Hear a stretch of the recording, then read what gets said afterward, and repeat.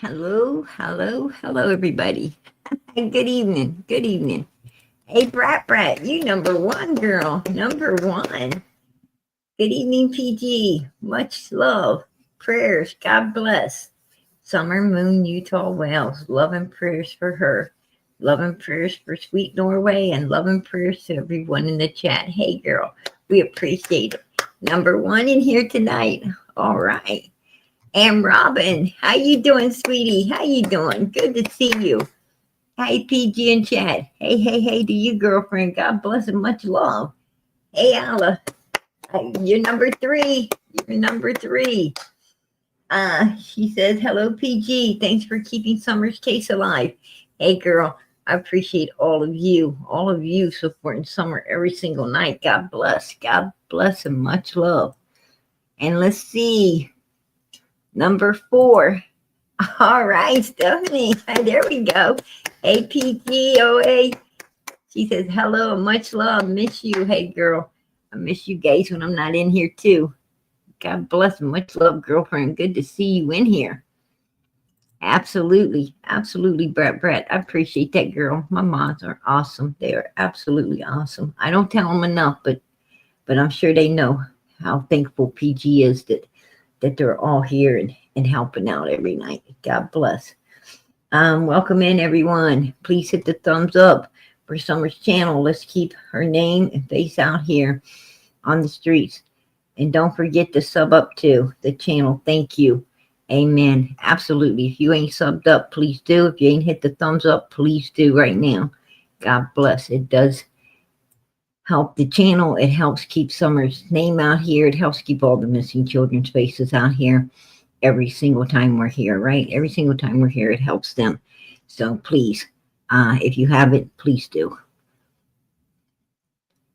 Hey, Miss Justice 111. Good to see you, girl. Sue, how are you doing, sweetie? Lisa, Marianne. There's Australia. Hey, girlfriend, how you doing? Good to see you. Let's get down through here.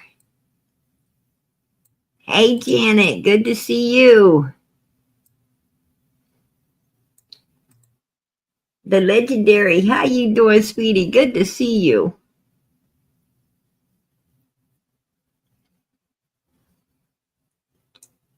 I'm heading to the bottom, you guys, trying to get there as quick as possible. Hey, Fairywood. Good evening, everyone.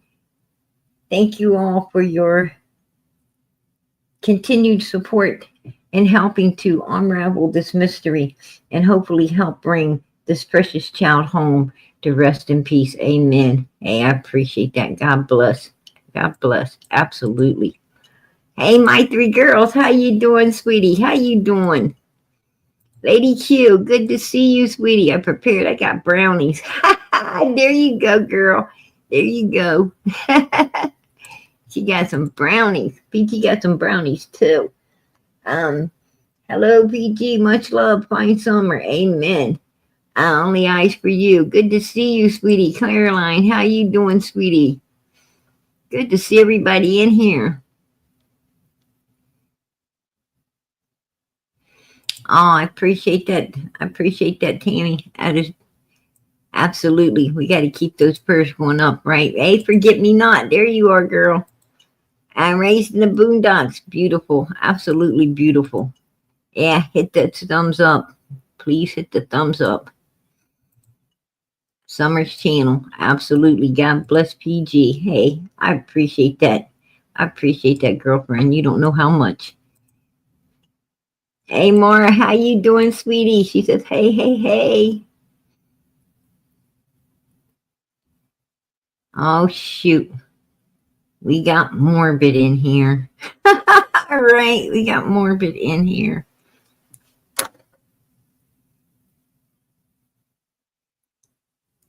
We ain't covering no Gypsy Rose, Morbid. We're covering Summer Moon, Utah Wales. That's who we're covering. Hey, Tropicana, how you doing? Morbid must be out of the loop. He must be out of the loop, right? But it's good to see you, Morbid. Good to see you. Been a long time. Been a long time. Hey, just a small town girl. Good to see you. Hey, everyone. Hey, hey, hey to you. Yeah, right, Brat Brat. Right. I agree.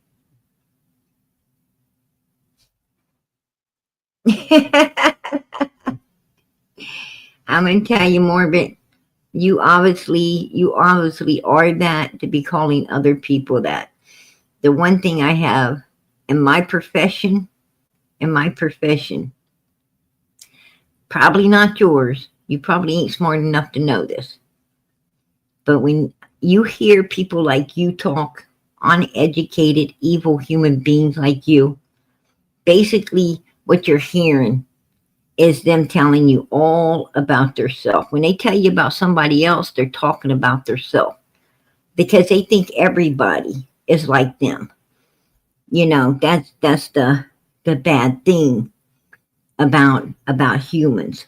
Humans are on a one track mind. They think everybody, thinks like they think. No, everybody don't think like you think. That's why you got to be super careful, right?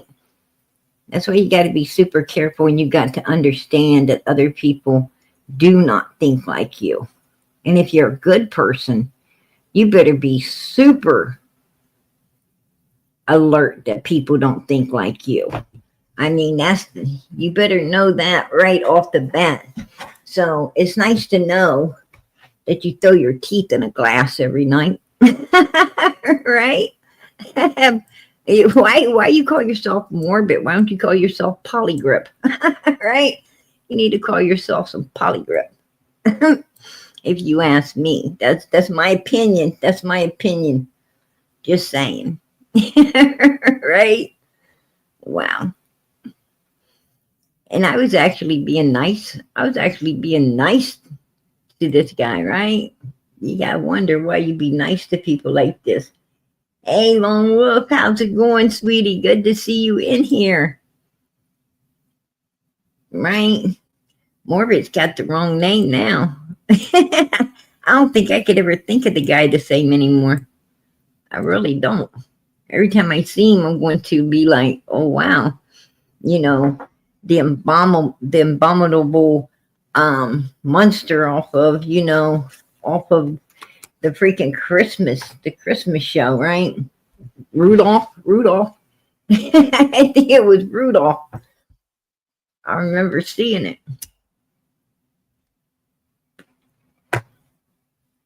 The dentist had to come down there to the bottles.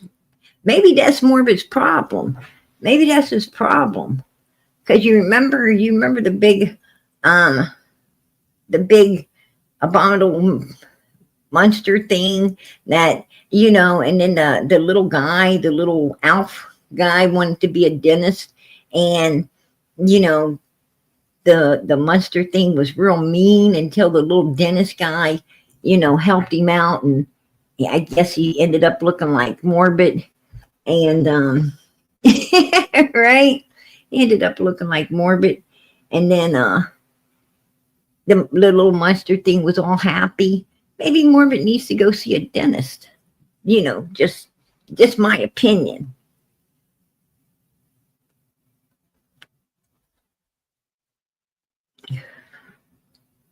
Right, right. Oh yeah, I heard about that. I heard about that. I heard about him. He paid for this lady to come on. What was it? What was it?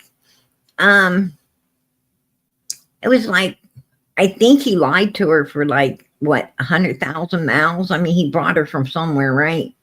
And she showed up, and then I guess he went and locked himself in a room, and then she was like, I need money to get back, you brought me all the way here, and then I need money to go home, and he's like, wasn't giving her no money to get back home or anything because, all of his own issues. Yeah, I heard about that.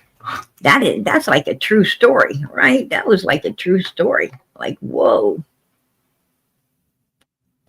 And thinking about that, because I was going to ask everybody, did anybody else see the Brian Kohlberger, um, the that was on the 4 episodes, the 4 new episodes that was, played out with Brian?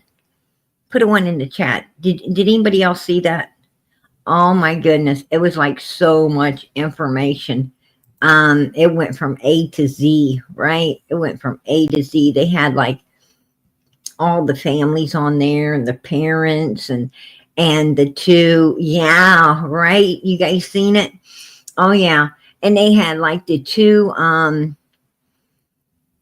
the they actually the young man was a triplet, and they had his siblings on there as well, his brother and his sister, and they were like almost inseparable, right? Such a beautiful family, and really kind, loving, and caring, and always kept up with one another. And they were like awesome brothers, right? They was always, keeping up with their sister as well, and being so kind to one another and everything, and watching over one another at college and so forth and so on. But they were on there too. It was so sad. It was really, really sad to watch. It was heartbreaking to see, how much these families suffered, and all the trauma that they was going through, and and really nobody to share it with, right? Nobody to share it with. I mean, it took them that was like, that was suffering in silence. And, because of the severity of the case and everything, it had to be super hard on those families. But, they're so sad because, they didn't get, the no real closure, because they really needed answers. They needed answers as to why. Why did you pick this house? Why did you pick these certain people?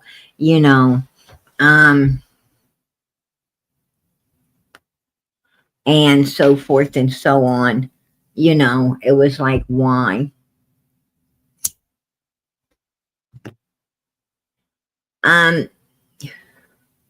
Morbid, I'm going to do you a favor. I just gave you a steel toe boot in the ass, because personally, you're one of those people that, like, I could truly live without. Right? I could truly live without you. You're just pure evil. You're pure evil. You're probably, you remind me. You remind me of Brian Kohlberger, to be honest with you, calling that girl down there, and then, hiding in a room, crying in a corner because, you obviously, she said no. She must have said no when she saw you. And I want to take it back to where I came from. And then, you're like, thank goodness you hid in your bedroom long enough for her to get out, out of there. I wouldn't have showed up, but, I guess she did. And probably wasn't ever seen again. I don't know. Right? I mean, if he's having one show up, how many more is he, pulling into that trap? His name is Morbid, right? Wow. Yeah. Morbid's going to, and they don't have to worry about him sitting down anywhere crying for the next few days, because I just gave him a steel toe boot, and he won't be able to sit down for a while. So at least he'll be on his feet, right? He'll at least be on his toes now. He'll get some exercise.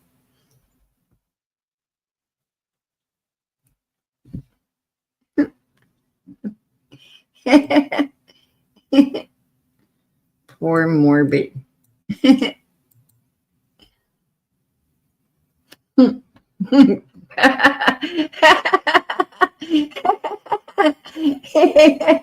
Yeah. I'm telling you, so he's saying some funny stuff back here. It's because I got bigger ones than you, Morbid.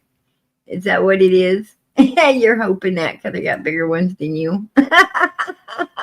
Hey, man, you cracked me up. I'm loving it. Right. Yeah. I think Morbid just got even with himself. He didn't need me. He just got even with himself, right? He's in the back chat going, he's back in the back chat going mayhem. That's some funny stuff, man. I'm just I'm just gonna leave you back there to do your thing. Right? I'm gonna leave you back there to do your thing. Hey, Morbid, I heard, what I heard through the grapevine. I heard it wouldn't do me no good to bring my sexy self to your place. All right. I heard it would do no good for me to bring my sexy self to your place. What a waste. Right? What a waste.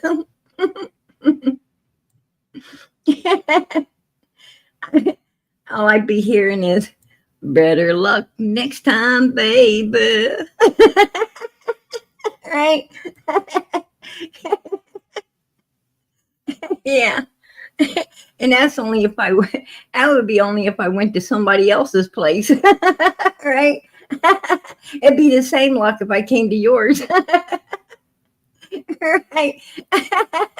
That would be called glutton for punishment. Oh, crap. Listen. Okay, Maureen. I'm done messing with you. As much fun as it is, I'm done messing with you. Wow. But anyhow, yeah, it was seriously, they gave out so much, like from A to Z information.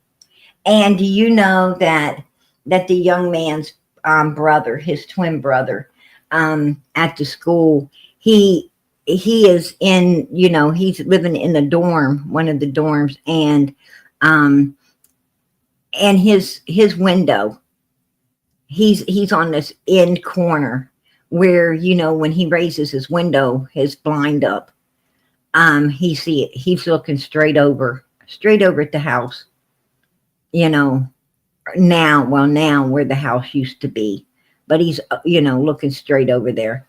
And as a constant reminder, right? As a constant reminder of, the brutalness of what happened there. And it was brutal. It was absolutely brutal. I think there's a lot in this case that a lot of people didn't know about. Where Brian, how truly evil Brian Kohlberger was.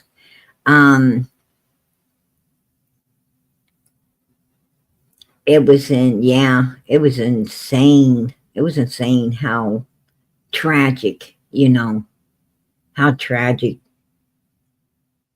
that particular incident was. And I think I don't know, but I heard that, the one girl worked at a vegan, place that he always went to, restaurant that he liked to, familiarize himself at and hang at. And I think, because she had an off and on boyfriend from what people were saying, like they'd be on and then off and on and off. I don't know. Maybe they weren't, and people just said that.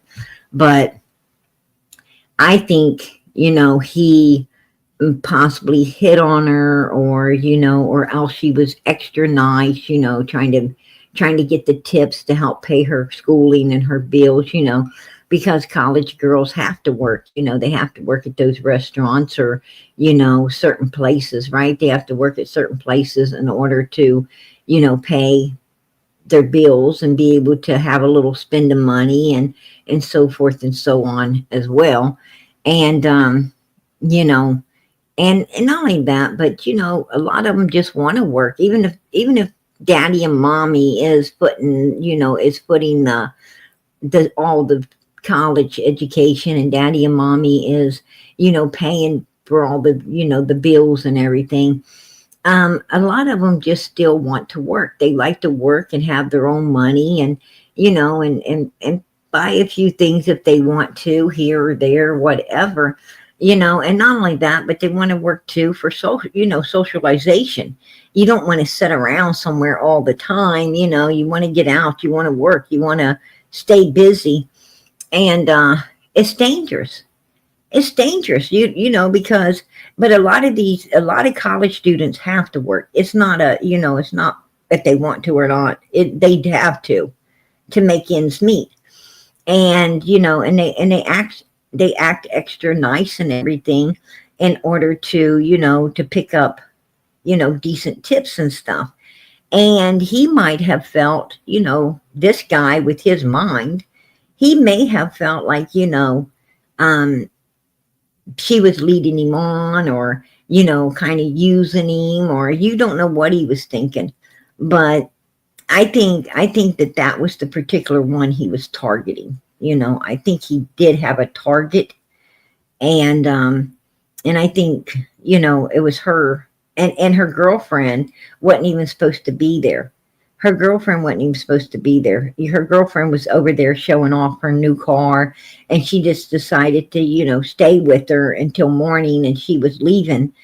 And, you know, just her luck, right? It was just her luck to be there at the time all of that went down. And, I don't know. I don't know.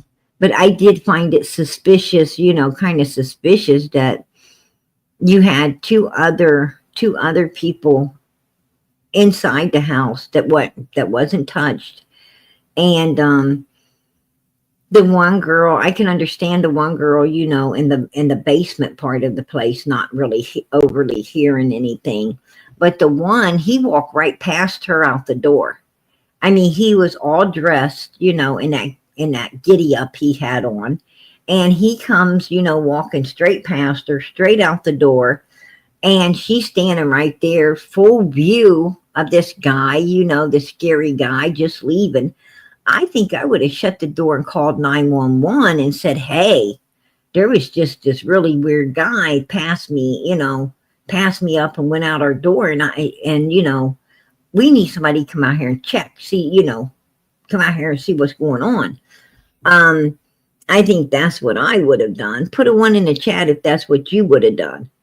I would have locked my door and called the police. I'd have been looking out the window, seeing, where's this guy at? Where is he going? I need 911 here, right? He might come back. That's my take on it, but she didn't do anything. Matter of fact, she calls her friend, runs down there, gets in bed, and waits till 12 o'clock the next day. This stuff went down at 4 a.m. Waits till 12 o'clock the next day to call, to make a phone call at all. So that sounds real suspicious to me. I don't know, but that just don't sound right.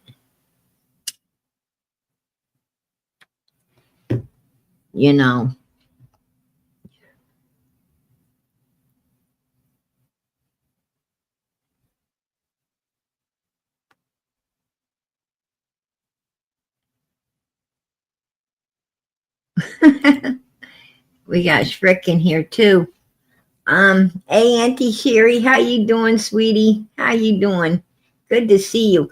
But anyhow, yeah, I spent some time yesterday, watching that particular 4 episodes of what went on there, And it was just, it's devastating, absolutely devastating. And, I agree. The focus should be on the victims and their family, not, we shouldn't emphasize so much on the suspects, as we should, on the victims and their families. I agree. I agree that, these suspects should not, get the full focus, like Kohlberger did, like Leilani Simon did. I think that we need to look behind them and really, and really see the effects of what they done, the tragedy that they caused. And,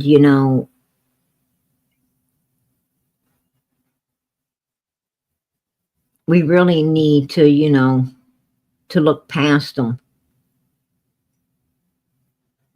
and see the real horror within them, right?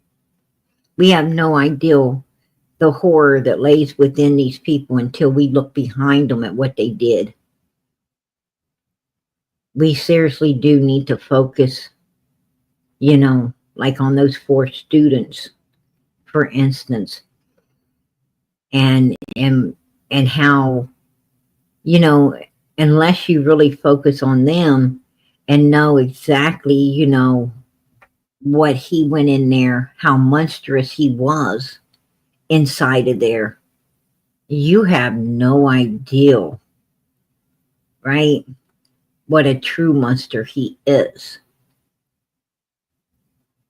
It's almost as if, it's hard to wrap your head.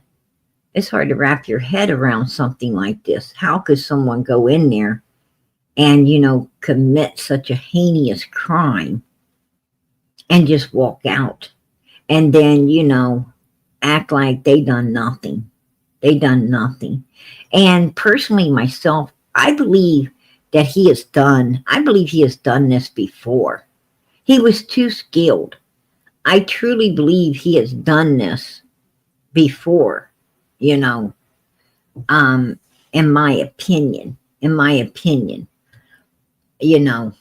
That's, put a 1 in the chat if you think he's done it before, because I do. I don't know who to, but I got this feeling that he was just too skilled the way he just waltzed in there, did everything he done and just waltzed out. I mean, this wasn't no amateur. This was no amateur. This guy was, he's done some stuff,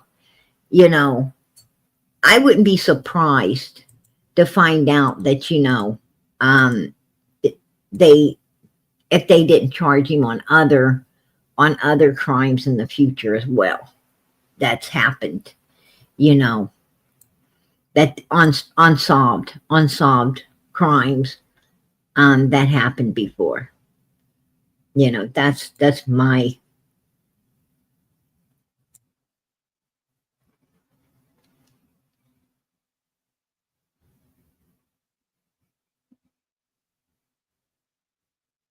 oh wow, I didn't know that, Stephanie. I didn't know that. I do know.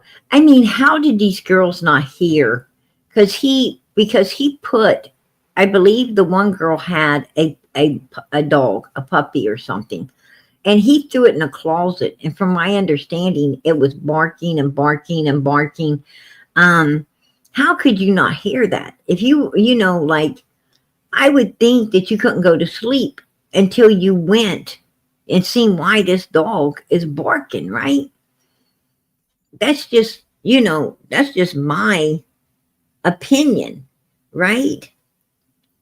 Because, I think we've all got, I think we've all had puppies or even, even our regular dog, and stick it in, go buy one of them cages, to put it in at night, or if you're going to, go to work. If you got to go to work, you put the puppy or the dog in the cage, you know, and it's like yapping, yapping, yapping, right?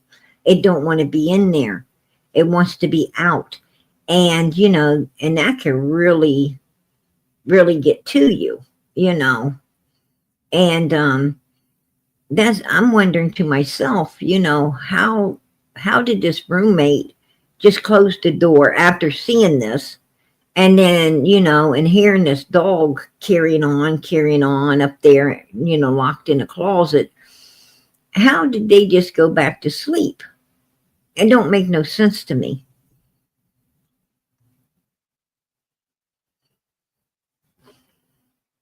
Yeah, right. I mean, I would have had to been up there like, uh, you know, can somebody calm this puppy down, right? I'd have been up there like somebody needs to calm. Where's this puppy at? Somebody needs to, you know. Um, and it had been my luck. Been my luck. He was coming back for the sleeve he lost, right? That would have been my luck. I'd have been up there trying to see where this puppy is and telling them they need to calm it down. And here he comes back for his sleeve. That would have been like a feet don't fail me now moment, right?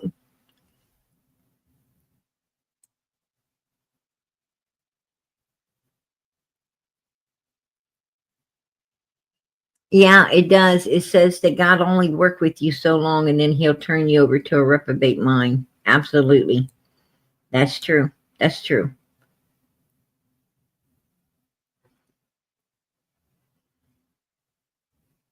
That's my superpower. I heard that, girl. Hey, my way. Good to see you. Good to see you.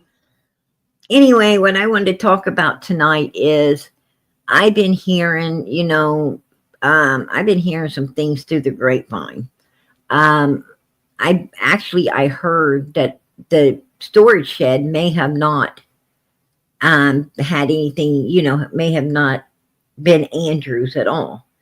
I'm hearing that storage shed could have belonged to someone else and Candus was meeting them up there.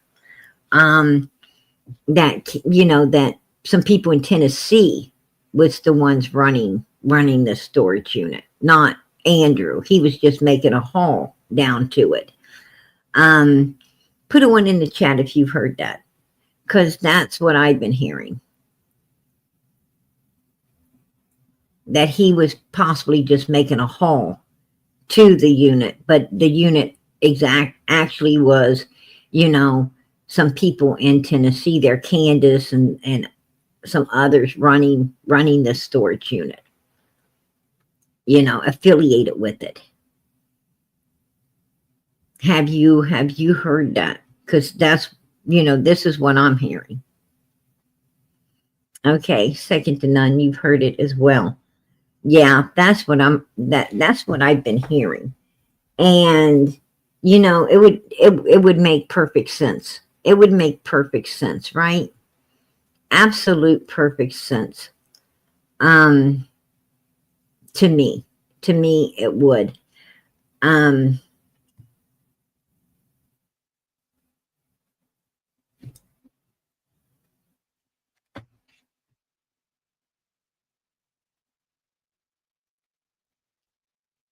that's what I'm hearing. Is she had to do with the storage unit, which we all know. There we go. That Summer, you know, Summer, Allie, Candace, Grandus, you know, the kids, they were all at this particular storage unit meeting up with Andrew Halt. Andrew Halt was supposed to have quite a few people, and you know, with him just to have a two-seater um, box truck, right? Penske truck, and just a regular old car behind it, right? That would seat about 5 people. And so I'm going to let you hear, you know, Allison. I'm going to let you hear Allison first first and above all, I'm going to let you listen to Allison first.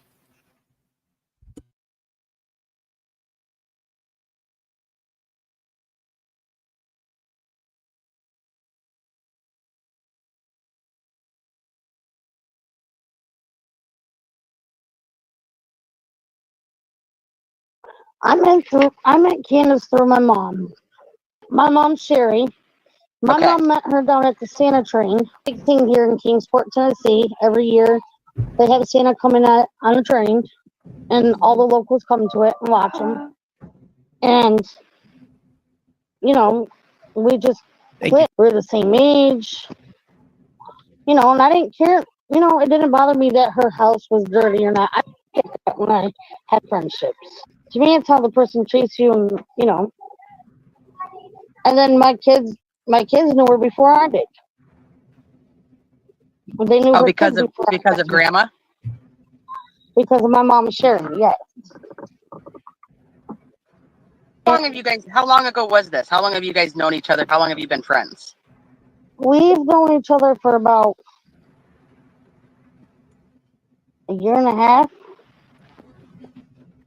Okay. 2 years. And let's see. I stopped having contact with her back in September, October. Hunter's father was moving down here from New York. Candus opened up his house to him and his 14 people that he came down with in there. Candus opened her house to him and his 14 people that he came down there with. Now, how are you going to get 14 people, right? In a two-seating truck and a 5-seating car? Because that's, you know, in my head, that's 7 people. You've got 7 people too much. But then Allison says also their kids. Listen to her. Kids. And they decided to go back home the same day. Candus opened up his house to him and his 14 people that he came down with and their kids. And they came down with their kids. So see, there was, you know, there's supposedly 14 adults and then a bunch of kids. Right? A bunch of kids. Well, okay. Now she says they're kids. We know that Andrew has what, three or four kids? Well, the whole back seat of the car would have been took up with his kids. So that puts 3 or 4 more people somewhere, you know, 3 or 4 more people somewhere else. So we was at 7. That would be 8, 9, 10, 11. We got like 11 people that has nowhere to be. You know, we got 11 people that we know of, you know, that we know of now that have nowhere to sit except in the back of that U-Haul, right? They have to be in the back of the U-Haul. But at one point, Allison said that they came with like 17 kids. Put a 1 in the chat if you remember her saying that all of these adults came down there with like 17 children.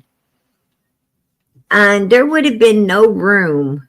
What I'm saying is if you have, you know, if you put all of your stuff, your whole house in the back of one of them Penske's trucks, there's going to be no damn room for, you know, 11 people to be sitting, you know, 11 or more people to be sitting back there. So the Penske truck must have been empty. It must have been, you know, a facade. You know, it had to have been empty. It had to have been empty. It had to have, you know, it had to have been full of the people and not no furniture, if you ask me. That's my opinion, you know, because there's no way in hell. There's no way in hell. I mean, there had to be a lot of people in the back of that truck. Because, you know, the truck only seats 2 people. And then the car would have only seated around 5. 2 drivers in the front, about 3 in the back. So you would have had a lot of extra people. And as you heard her say, 14 people and then their kids. So, you know, she's excluding the kids out of these 14 people, which would have left like 11 people floating somewhere in the back of that truck.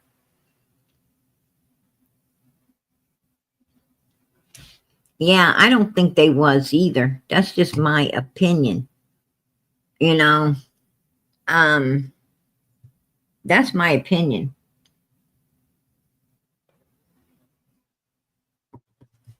And Candus was waiting right there at that particular storage for them to show up at. You know, she was,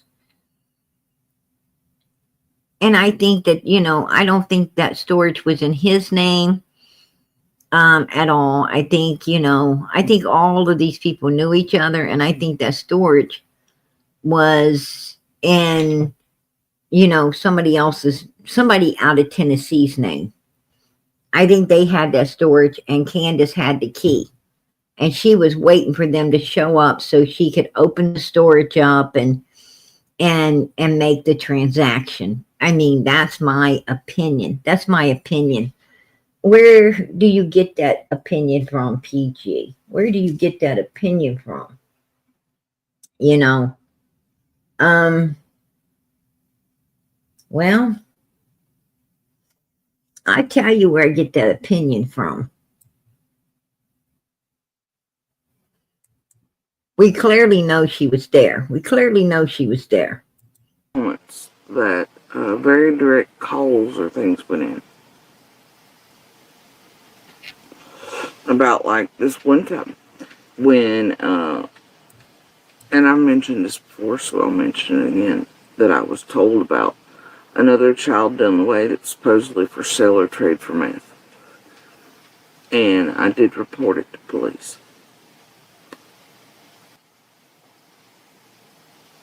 Now, she says, you know, did you guys hear that? Did you hear it? She says that, you know, and there was this time, she talked about it before, she's going to talk about it again, but she knows about this kid, you know, this child that was, you know, for sale for some, you know, stuff. And, but this is the part why, you know, I believe there was some shady stuff going on at that storage.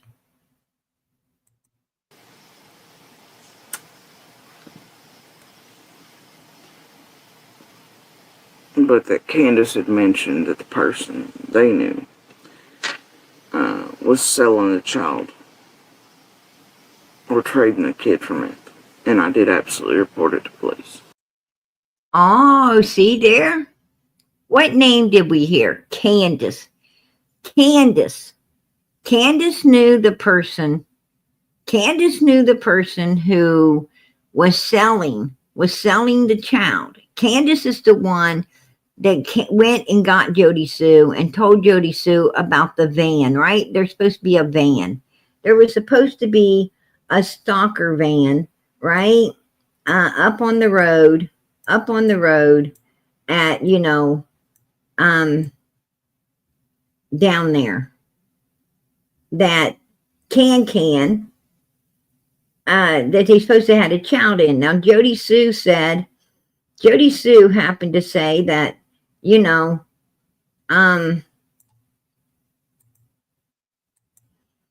right there. Remember Jody Sue said that there was a van selling a child, that Candus came, got her, that there was a van down on Ben Hill Road with little girls in it for sale. And she told Munster, which is Andy Bernard, she told Andy that she didn't care how he got the stuff. She wanted him to, you know, to get himself going, find whatever it was they were wanting, give them whatever they was wanting so she could get the child, right? Put a 1 in the chat if you remember that. If you remember Jody Sue saying, I told Andy, I don't care what he had to do, I want that child. Yes, she did. She absolutely, positively said it. And she knows she said it. And, you know, I want to know where the child is. I want to know where the child is. Because you know what? Law enforcement, no child was turned in to Hawkins County law enforcement, nor TBI's law enforcement. Neither one. I asked, did Jody Sue Brown ever, is there a record where Jody Sue Brown ever turned in a child that someone was selling on Ben Hill Road out of the back of a van? They said no. No. Right? Where did you hear this? Well, out of her own mouth. Out of her own mouth. Right? That's what she said. But they have no record of her ever, you know, turning a child into them that she supposedly saved out of the back of a vehicle. No. So where is the child? Where is that child? That particular one she wanted. And she didn't say a child. She said the van had children, right? Said they were selling children out of the back of this van. That's the comment she made. And you know, this is right here. This right here is what hangs down on Ben Hill Road. Right here. You know, I would like to say, you know, that Fred Hill, you know,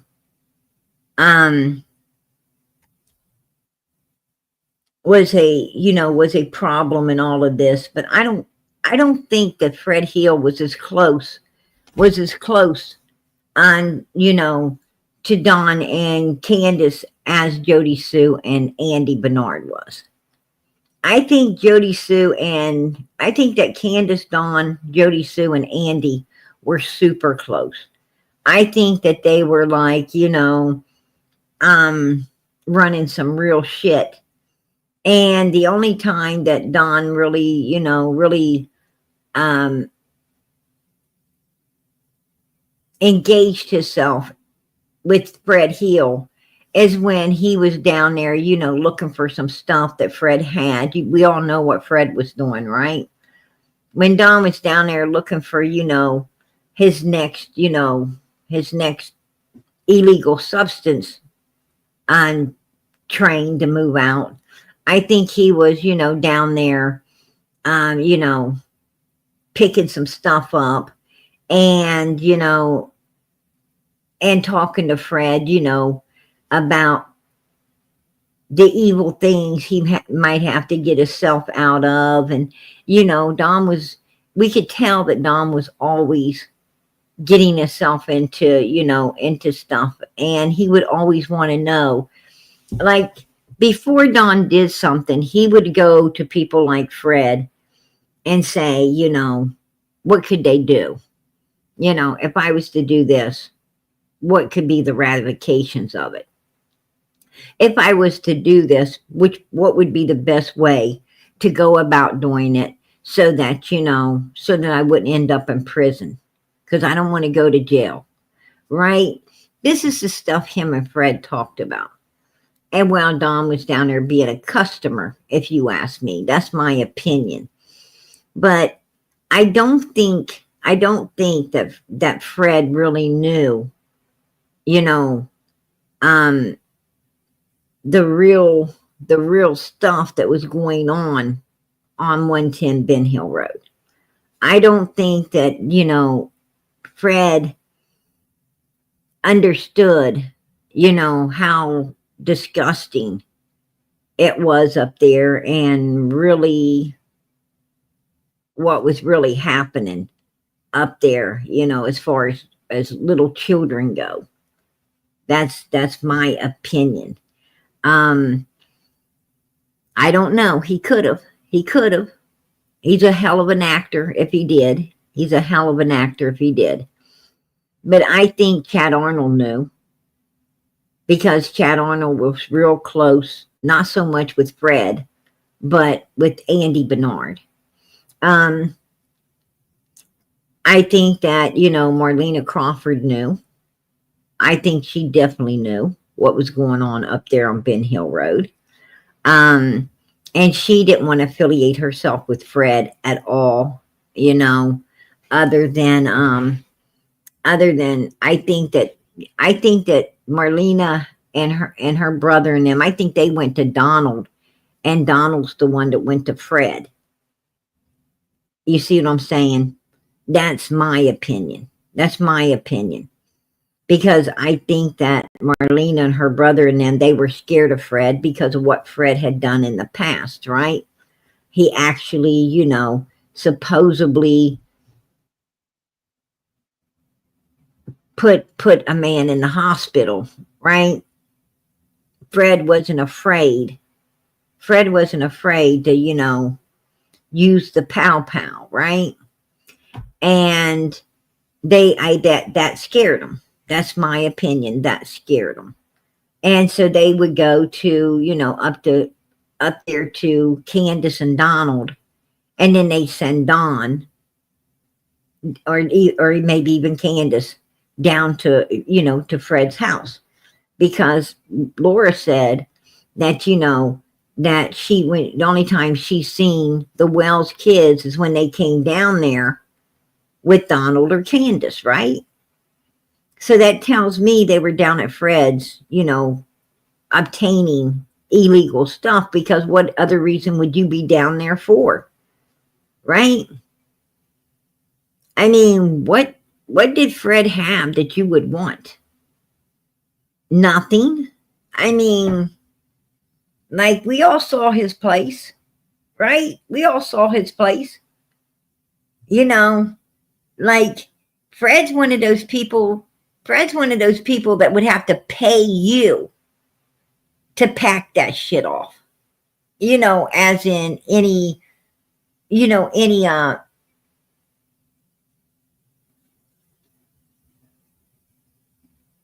things that he had, you know, on his property, you know, any of his worldly goods, right? He'd have to pay you to pack it off. Like, you'd be like, oh, hell no. I mean, when it comes to, you know, the normal, you know, worldly goods, he ain't got nothing you want. Like, everything he had looked like it needed to go to, you know, the junkyard. Right? I mean, even Sanford and Son. Even Sanford and Son had a few nice things, you know, like antique things, right? Maybe a picture frame, you know, maybe something that you might actually, you know, purchase from them. But Fred, if you take a look, you know, at the pictures of Fred's place down there, you're like, whoa, right? I don't know. His place kind of reminded me of, you know, not to be mean. I'm not trying to be mean. But, you know, have you ever seen in them super old movies where there's like a picket fence around, you know, outside there's like a picket fence, and then all of a sudden you see a bucket of water, they pull a string and a bucket of water dumps over, and that's what you call a shower? That's what the hell it was looking like up at Fred's, right? It looked like they had a mother freaking outside shower, you know, type thing going on.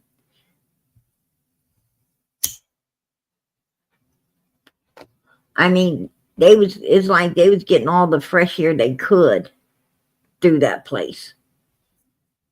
And so, you know, if you went down there, you definitely going down there for something more than what, you know, than any of his worldly goods. That's for damn sure. Just saying.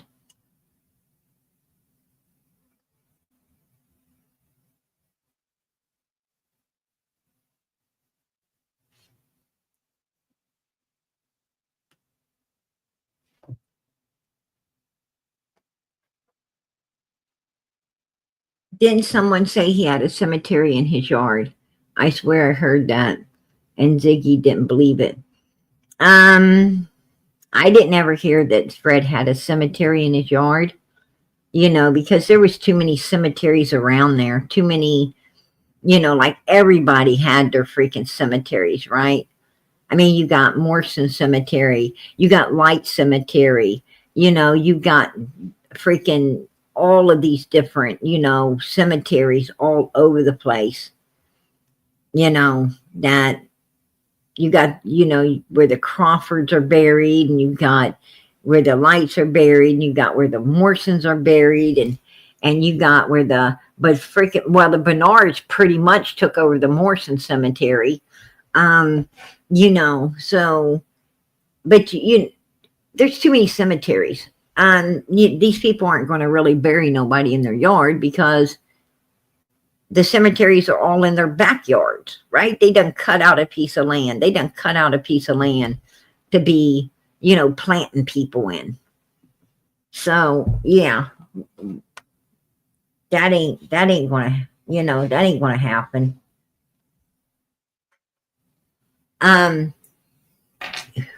Kentucky is Kentucky, West Virginia, Kentucky, those places are way more prominent to have cemeteries right in the yard than Tennessee. Tennessee, not so much having cemeteries in the backyard.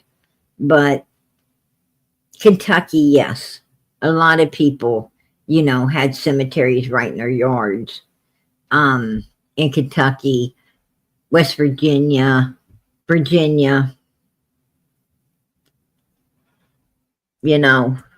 oh, somebody passed away, well, just throw them out in the backyard, right? It's like, what the hell? We're going to put them where? In the backyard? Don't you know that we got to sleep in this house? How you going to put somebody in the backyard when we got to sleep in this house? Right? But it's your grandma. I'll be caring who it is. I don't want them stuck in the backyard. Can't you put Granny somewhere else? I mean, that's kind of scary, right? And take that rocking chair out of here as well, because it'd be rocking on its own. That's scary stuff. Just saying. When you're a kid, you be thinking about, whoa.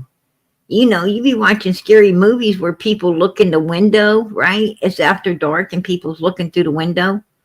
You don't want to see Granny. You don't want to see Granny looking through the window. She just got buried in the yard. But Tennessee's not that bad for doing that. They seem to cut out, every damn corner, every damn corner, instead of cutting out every corner for people, for the poor to pick the corn and stuff. They cut out every corner to plant people. I mean, they're planting people, not corn. And that's what they're calling cemeteries. Just saying. Oh, hell no. Oh, hell no, they wasn't planting no flowers. They weren't planting no flowers. Let us remember Candus had Summer dancing around that for sale sign, right? She had Summer dancing around that for sale barrel, right? Yes, she did. We all saw it. You know, and we seen how, you know, look at Summer. She's definitely, look at her. She's definitely being instructed. She's definitely being instructed. Matter of fact, you know, I made sure tonight. You know, to fully, you know, to fully solidify what I'm talking about. Um,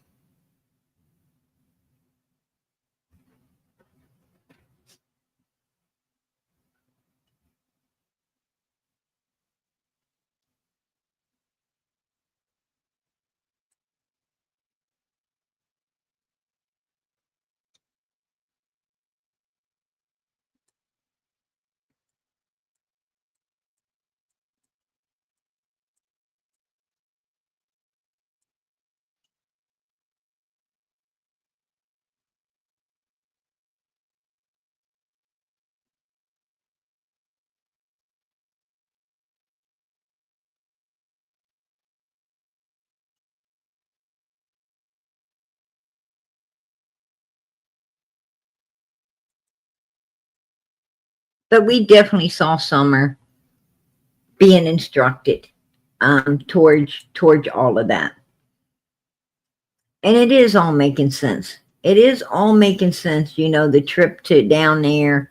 All of these people acted, and you know, the only one paid the price. The only one that paid the price for all of this pure evilness is this little girl, Summer Moon Utah Wells, right? She's the only one that paid the price for all of this evilness. Was little Summer. Little Summer. She didn't, you know, she didn't get to run and have fun like a normal child. She didn't, you know, didn't get to enjoy life the way a normal child should be allowed to enjoy life. You know, she paid the price. She paid the price, you guys. She paid the price for these evil people, and their evil ways.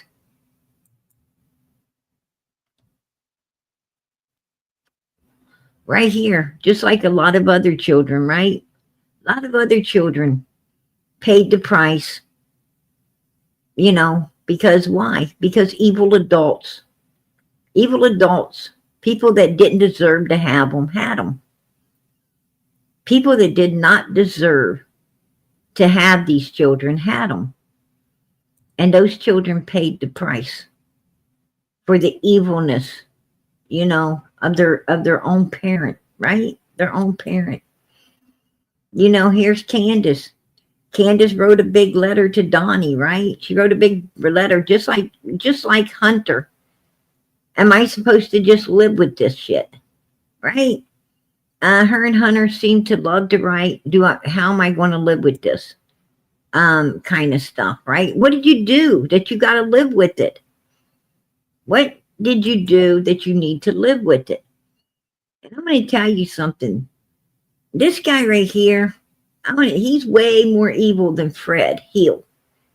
And he thinks he's crafty. He thinks he's very crafty. I got to say that about Andy. You know, Andy thinks he's a boss. He thinks he's a boss. He's no boss, right? He's no boss. He's just a little pudgy guy running around, you know,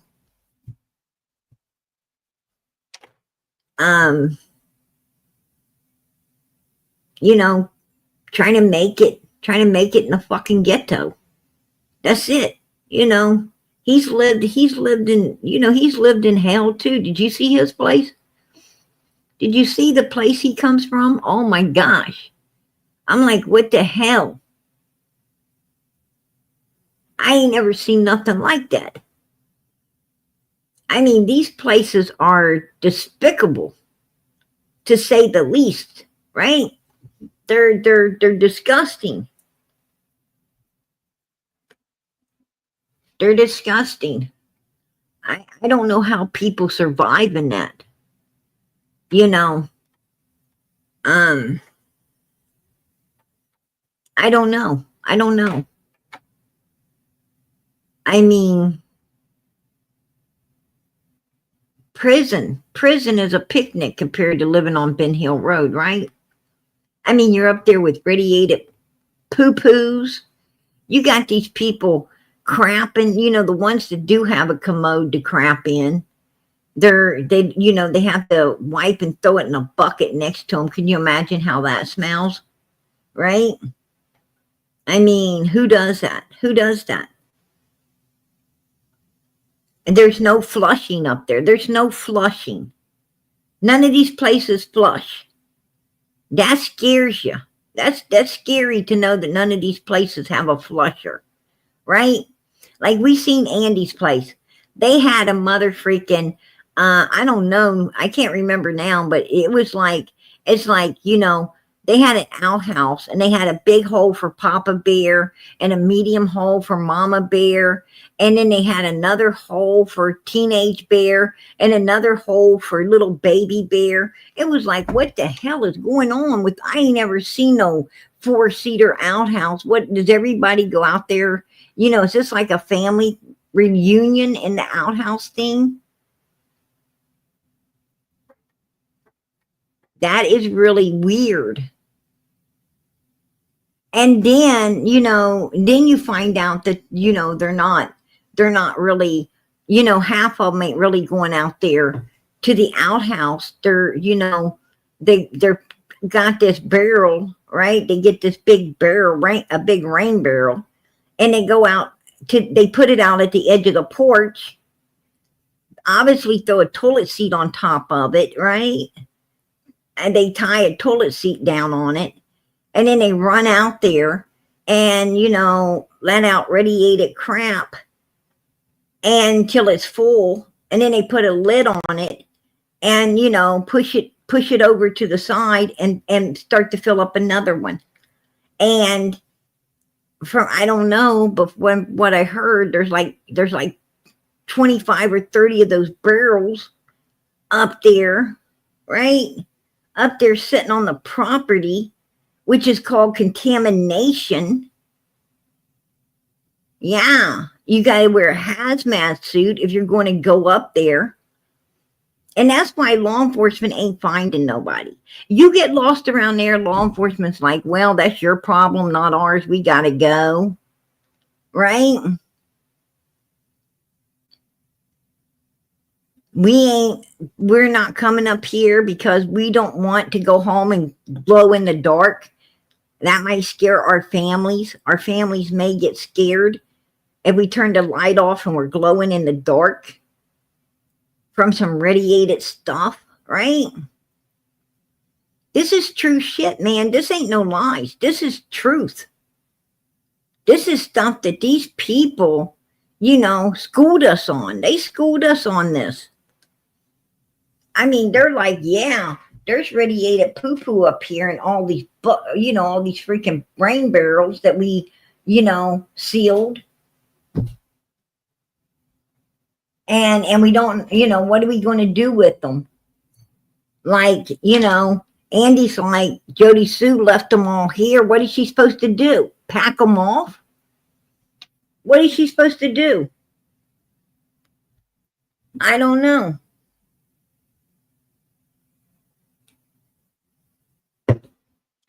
I would think that's probably why the other person sold their land and got out of there. The piece of land that Mr. Dobbs bought. They probably sold it because, they turned the light off and they started glowing and they're like, oh my goodness, what is this? They had to get out of there. They're like, I'm going to sell that piece of land. There ain't no way I'm staying on it. Right? And then Jody Sue's like, if you put your one foot on our land, who would want to? Who would want to? Do you really want to stick your foot on a place that has radiated stuff like this in barrels? That they've been, actually letting out for a long time? Like they were letting it out forever and a day? That's unsanitary. But they did it. I'm going to tell you, Andy's no boss. He's no boss. Because if he was boss, he wouldn't have been, he wouldn't have been putting up with somebody doing that up there on his land. He would have been like, I don't care. You better go dig a hole, let that stuff out in there, and then cover it back up. Because it ain't going to be in no barrel sitting up here on, my parents' land. And that's gross. But he wasn't no boss. If he was a real boss, he would have had enough money to go buy a place where the commode actually was in the house, for one. It would have been in the house, and it would have flushed, right? I mean, these people were still trying to find some freaking lime stuff to pour, in the outhouse, so they didn't have to move the whole damn thing somewhere else, right? That's gross. That's really gross.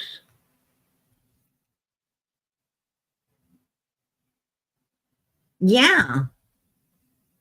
I mean, don't you think that law enforcement should have went over there and looked down in that potty, that outhouse potty? I think they should. And this don't make no sense. Ryan and his old lady was up there. They're staring. They actually got their camera down in a barrel of that radiated, what, flipping it all over the place, like, they was whipping it up, baby. They was whipping it up like a cake. It was going everywhere.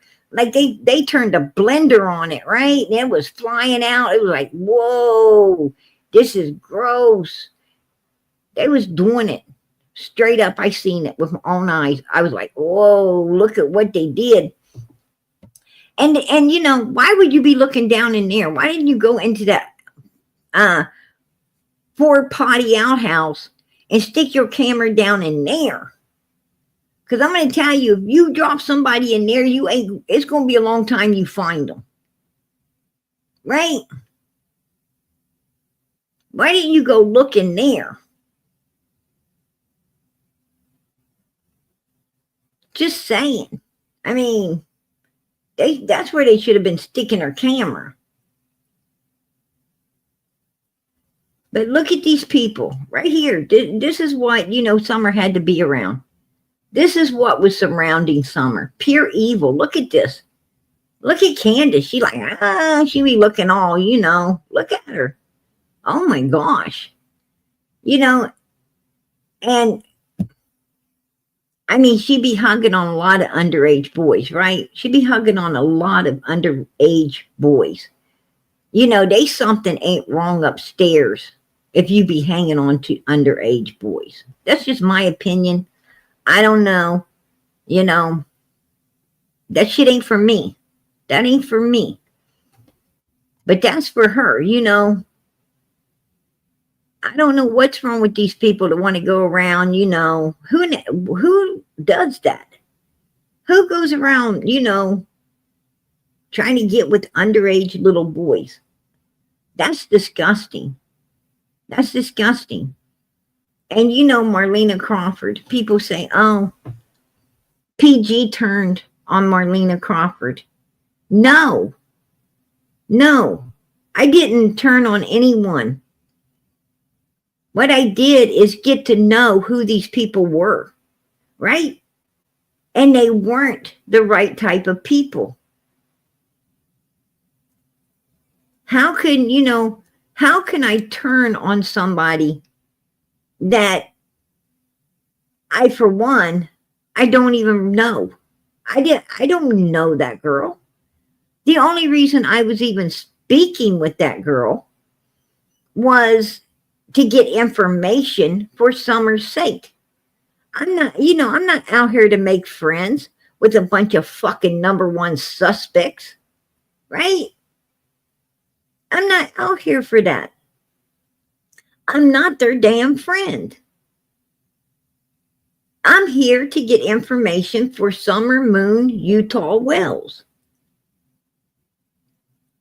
Any way I can to help this little girl be found, brought home, and justice get served. I'm not out here for any other reason. Marlena Crawford is not my kind of people. Won't ever be my kind of people. And that's just the way it is. You know, she can't hold a job because she's too busy, you know, according to witnesses, she's too busy robbing the cash register, right? She's putting more money in her pocket than she's putting in the tilly. You really want that around you? You want to be friends with that? I don't think so. Not today. Not today. I don't want to be friends with somebody, you know, that I hear that the reason her mom and her family don't want them around is because, you know, they pick up everything that isn't nailed down. You'd have to nail your shoes to the damn floor to keep them from walking off with them, right? You want to be friends with that? No, I don't think so. Absolutely not. And, you know, and she, for all the help people were giving her and all the help people were doing for her, she was ungrateful. She was very ungrateful. I mean, she was, you know, trying to come sideways at a lot of the people, you know. If you didn't say what Marlena wanted you to, or you wasn't, you know, you asked questions she really didn't want to answer, she started getting very ugly. And, you know, and I'm not going to have people act like that here. It's not going to happen. Not today, tomorrow, next week, or any other time. And not only that, but also, you know, it didn't take me long, just like with the whales, it didn't take me long to understand that Marlena, you know, actually I knew right off the bat that she hit me up because of Chad Arnold and the graveyard. I already knew that. I knew she was, you know, out here seeking information for Chad to begin with. You know, Chad was scared up. He was scared up about that cemetery. And he was wanting to know, you know, if my little friend was a detective or who my little friend was over there taking pictures. He was wanting to know if this is all about to get looked into, which I truly believe it is. But, you know, the point being, as you know, at first she was there for Chad and to get brownie points with Chad. And then, you know, she started getting, you know, a lot of support and everything. And like I figured she would, you know, she said heck with Chad and, you know, started bringing out some stuff for herself to gain more support. And that's what we needed. That's what we needed. We needed her to make that, you know, to make that turn. To, you know, to start getting, instead of being needy, start being greedy. And she did. And we got a lot of information. We got a ton of information for Summer. We were able to understand, yes, that was Chad in the cemetery, stocking people up. We, you know, got the information that, you know, Chad is related through Marlena's half-sister to the people who dig the graves, which are the Morlocks. They don't have the best reputation either, right? We got a ton of information to help with Summer. We was able to find out that, you know, Andy was meeting up with Don Wells at the Burger King, that actually they all were meeting up together, right? I mean, Marlena wanted to make it like she was being stalked by these people, but she wasn't. She was actually meeting up with them, you know, with all of them, and knew them very well, and was still, you know, playing friends with them, and so forth and so on. And yeah, you know, we learned quite a bit about this group of people. We were able to, you know, understand, you know, exactly how this stuff could be going on up there, because there's so many of these mother freakers that are, you know, just like them. There's like a pack of them, baby. It's not like one or two, you know. And this is a whole mother freaking slew of these weirdos coming in. And it was sad. It's sad for, you know, it was sad for Summer. It was sad for other little girls. It was sad for, you know, I got a feeling a lot of children, to be honest.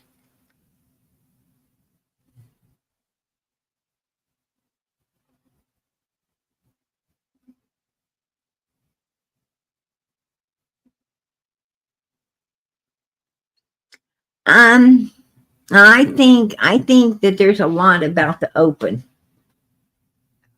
Just sit back and wait.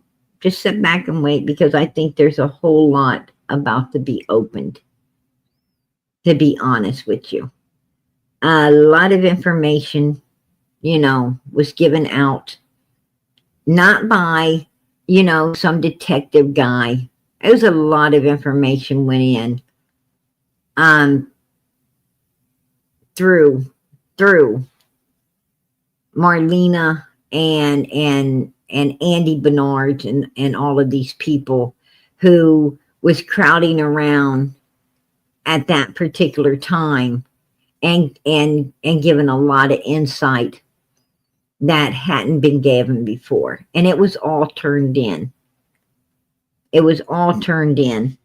And, you know, and in the background, there's a lot of stuff at work right now. So, you know, all I can tell people is there's somebody going out, somebody thinks there's a reward, which there might be, you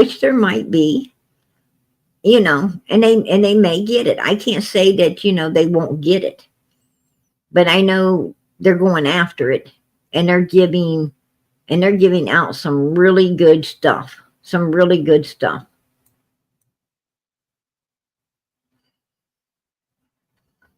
And, you know, and that's what happens when you you know, show people how easy stuff is to get.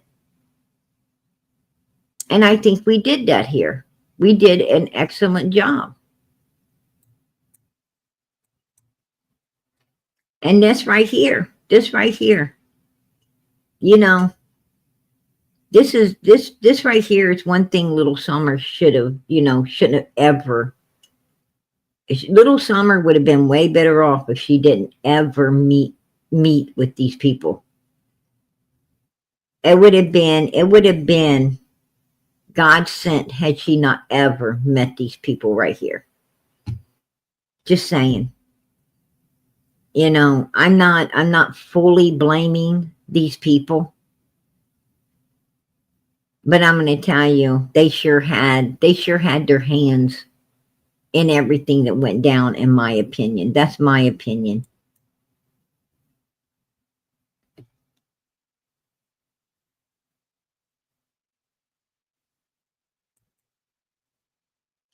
We know that Ronnie Lawson said no signs of an abduction.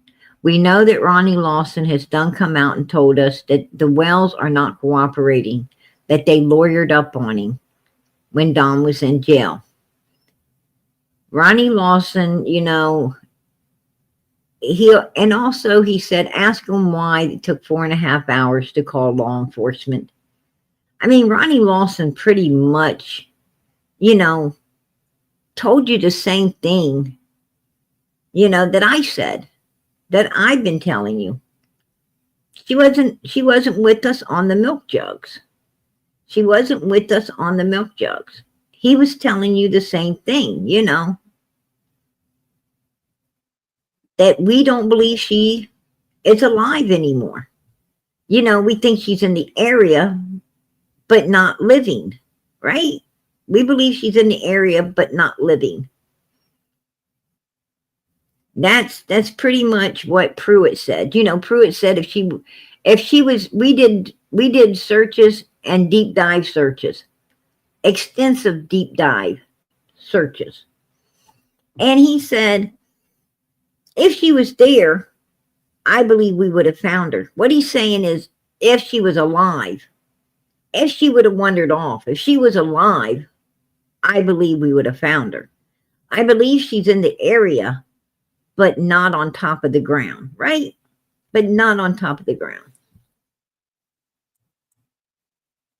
And that takes you back to Morrison Cemetery, right? Timothy's grave. Right here. This is Candus, you know, writing a big old lie. This is Candus. Remember with the news reporter, mommy was up there. Oh, the boys helped me, and oh yeah, and Summer too. Like Summer was an afterthought for Granny, right? And then Candus is writing this note, you know, that they ain't lawyered up and whatever, you know. And she can't talk. She can't, like her mom, she can't sit there and be like, you know, I don't know what they're talking about. You know, we ain't done this or that. She wants to put it down on some paper, right? And then let the lady read it later. What the hell's that about? Like, what is wrong with her? What is wrong with her?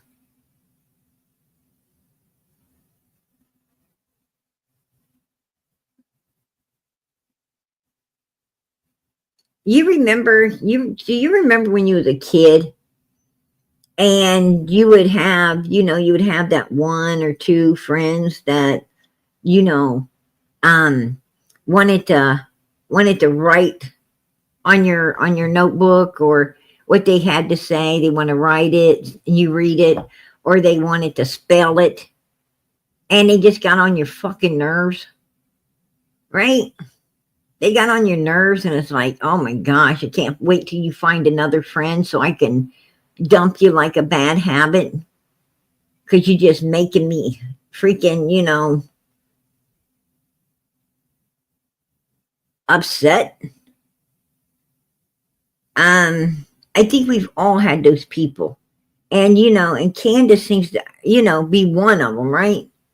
I need to write it down, or, you know, I would spell it out, but I don't really, you know, nobody know what I'm saying anyways, because I don't know how to really spell type thing. It would be all over the place. But why couldn't she just sit down like grandma or with grandma? I'm sure they wouldn't have cared if she sat with grandma and put her 2 cents in there. I mean, if she really had a real missing daughter, I think she'd have set that ass down with grandma and they would have really talked normal. Grandma wasn't talking normal, and Candus wasn't, you know, Candus is writing the shit. I mean, these are some abnormal, weird ass people, right? Don't make no sense to me. Don't make no sense to me. I mean, if you ask me, it's guilty's written all over their asses. Guilt is written all over them. That's my opinion. I'm going to keep it. Pruitt right there. Pruitt right there. He's the one that said, you know, we did the searches, the deep dive searches.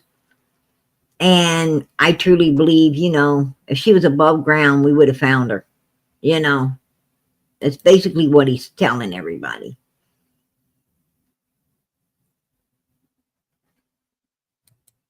Right here. Right here. It's been 4 years. Right? 4 years. What do you think when it comes to mine? 4 years down the road.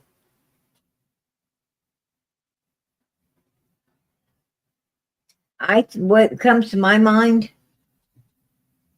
is they thought they were going to get away with this. They thought 4 years down the road, you know, they're going to get away with it, but they're not. Law enforcement's back on it. I think this time, you know, this time they may make a hit. They may find Summer, bring her home, and justice gets served for her. That sure is what I'm praying for. I'm praying for it. But I'm going to tell you, you know, let's go back, because we got to go back to when they shaved Summer's hair completely off. They were already up to something. Then they have her dancing around a four barrel sign, right? For sale, a barrel that says for sale. And she's clearly being instructed how to, how to walk, which way to go. I mean, that's pretty disgusting. That's pretty disgusting.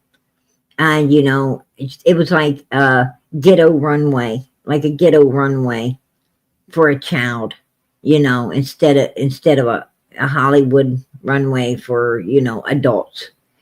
And, that's pretty much what was going on. We all know it. And Don Wells, and the thing about Dudley is Dudley tried to tell everybody. Don Wells, when the day she was dancing in this around this four barrel sign, they came out with her passed out, and Candus and Don took her somewhere. Dudley wanted to know where they took her, right? He wanted to know, where did they go with this kid passed out? The other kids were wide awake. Why didn't they leave her home for grandma to watch and take the other kids? If they was going to the store, they were going somewhere. He found it odd that they come out with a child passed out and leave them with it. It didn't make no sense to him, but he took note of it. He tried to tell people, but people weren't listening, because people don't listen, especially law enforcement. Those are the ones that needed to open their damn ears and listen to what's being said. And they wasn't listening. And Don changed up his car. He changed up the vehicle because it had Starlink. Gives him an extra alibi when he's hiding at work while Candus and Grandus is out at the swimming hole carrying all the evil stuff out, right? It gives him an extra alibi because he's a coward, and we all know it. And he fires Dudley to blame it on, right? He was blaming a lot of things on Dudley. Trying to get his boss and trying to get people to believe that Dudley wasn't right in the head and he would be capable of doing something so evil as what happened to Summer. Now, if they didn't do it, why would they have to set Dudley up like that? Why would they have to set another man up if they didn't do anything? I think everybody should think about that. It's like people, it's like, there's some people who don't seem to want to think logical, right? They don't want to think logical. They, there's some people that, actually I got a rat in the bushes right now, and I do know it. I got a rat in the bushes right now watching us. And it's a real rat too. Trust me. I can smell it from here. Just saying. Yeah, I know who you are. You got your eyes set on this.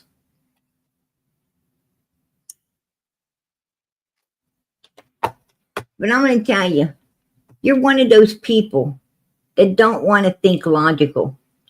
You want to hang with people that don't think logical as well.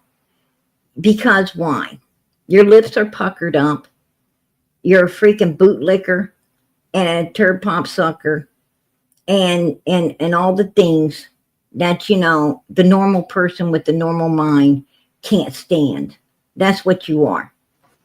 You're one of those people that, something ain't right. All of your marbles ain't there. That's all I got to say. And, you can, in your hatred for PG, extends way farther than actually opening your eyes and ears to be able to help Summer Moon Utah Wells, to be able to take in the truth and help her. You're just a sick human being, and you run around flapping your freaking gums, and you don't know a damn thing or what you're talking about. You just want to talk. Well, you hide in those bushes and you take notes however you want to take notes and do what you want to do. But I know who you are. I know what you are, and I know how you are. And it's disgusting. So you keep hiding in the bushes, because that's where people like you should be. Because if I ever see you in this chat, I'm going to personally give you a steel-toe boot in the ass. And that's the truth. Trust and believe me. I'm one of those people that I don't believe God puts my feet anywhere they ain't supposed to be. And God put my feet somewhere to see this person and who this person is and how this person is. And they need to back it up. Right? They need to back it up. They need to keep their hot breath the hell off my freaking, the back of me. You take your sewage and go somewhere else with it. That's all I got to say.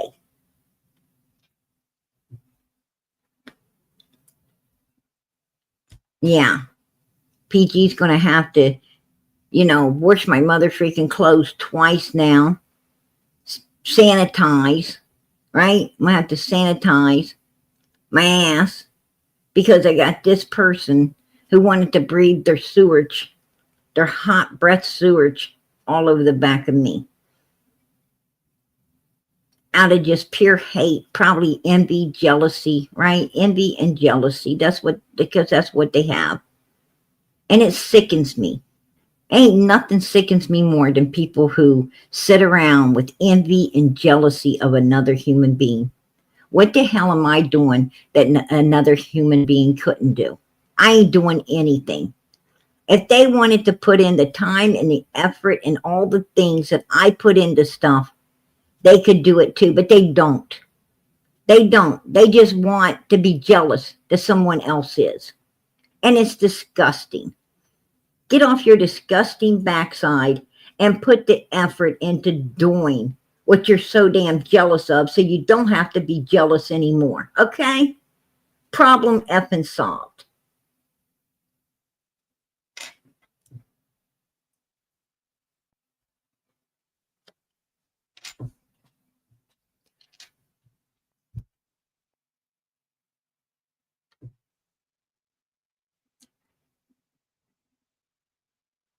I'm going to tell you, it's not real. There's many of these people. I'm talking to a Pacific one. But there's many of these type of people hiding in the bushes. Just trying to, grab every little thing they can and twist it to fit their dirty, disgusting narrative. Because the real truth is, they're just freaking jealous. They're just jealous. They're ate up with envy. They need somebody to hate on because they hate themselves. And that's the truth. They don't like who they are. They don't like their life. And they're jealous of other people's. And they don't want to work. They don't want to work to make their life what would make them happy. They're too lazy to do that. They're too lazy. They just get off, on stinking the world up, laying around, stinking the world up, with their pukish smells from not doing anything for themselves, right? They lay around, they don't do anything to make their life better. And they get upset that other people do. And it's disgusting. It's disgusting.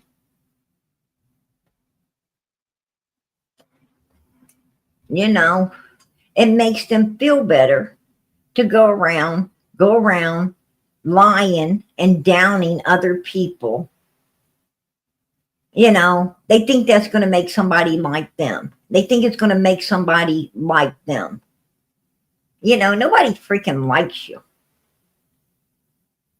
Because they know what you are. They see you coming.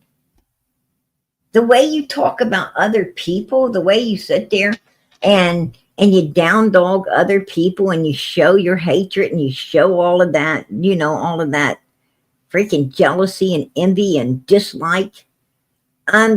Nobody wants to be around that. Right? Nobody wants to be around it because they know that they're going to be next.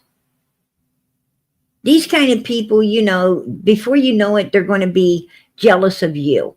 And they're going to be, trying to mimic you and act like you because they want to be you and they can't because they're not happy with their self.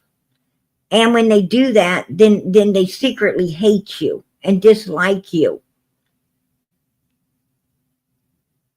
because they feel like, they can't ever achieve who you are. And it's sick. It's sick, They're like stalkers. They're like mother freaking stalkers. They're constantly watching your every move because they're so sick. Right? And I mean, I've done put up with enough of those people in my life, right? I've already put up with enough of them. I ain't going to put up with them out here.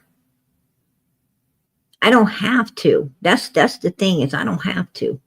And like I said, the first time they come into this chat, they're going to get a steel-toe boot. They're going into PG, Hades, and they ain't ever getting out. Right?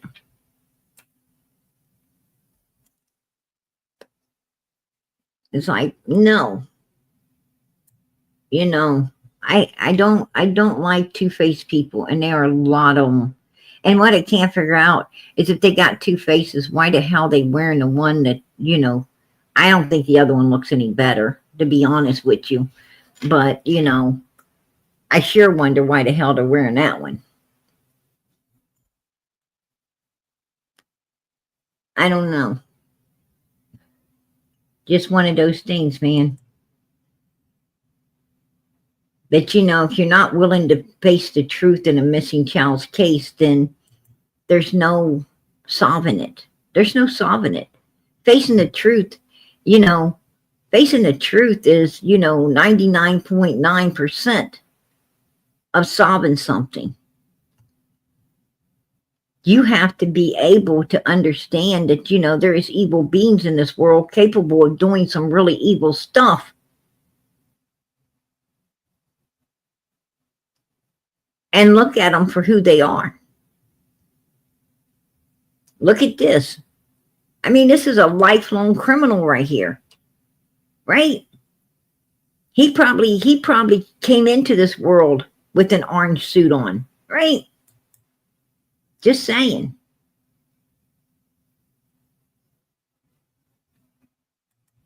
And her too. Right? Both of them. Both of them. Both of these people are the same. They were chipped off the same freaking turd. Just saying. They both got chipped off the same one. One's just as bad as the other. They're both up there in that house, right? They're both up there in the house with the toilet that don't flush, and they're both throwing the toilet paper in a trash can to stink up the place. And neither one of them is leaving. They're the same. They're the same.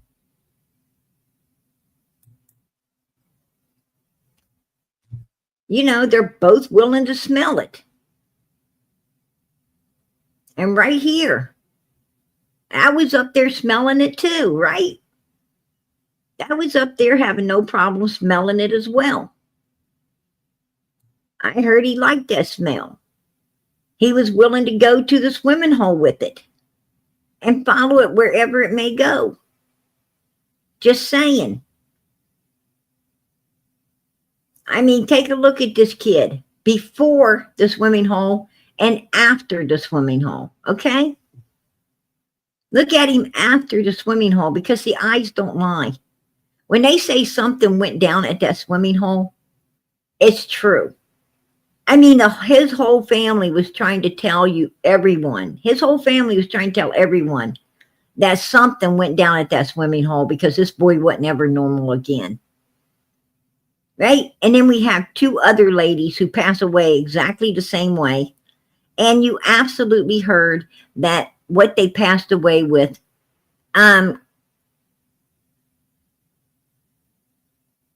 was corresponded with head injuries. Both women. You know, everything that they passed away. And take a look at this.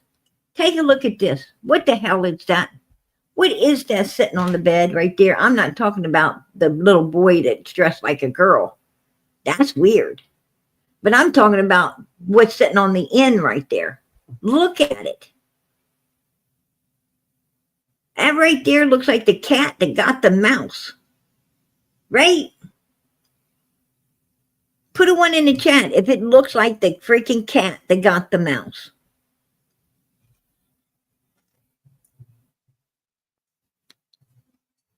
Because that's exactly what he looks like. That's exactly what he looks like.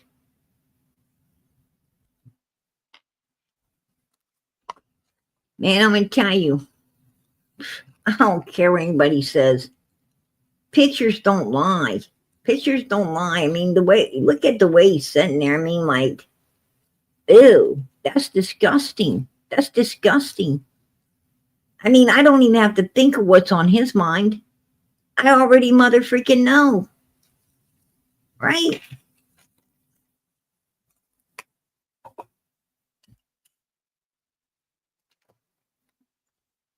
That guy's looking like a kid in the candy store. He's looking like actually, to be honest with you, he's looking like the weirdo. Like the weirdo. Trying to hand some candy out, right? Hey, little kid, you want to help me find a puppy? I lost a puppy around here. Would you like some candy?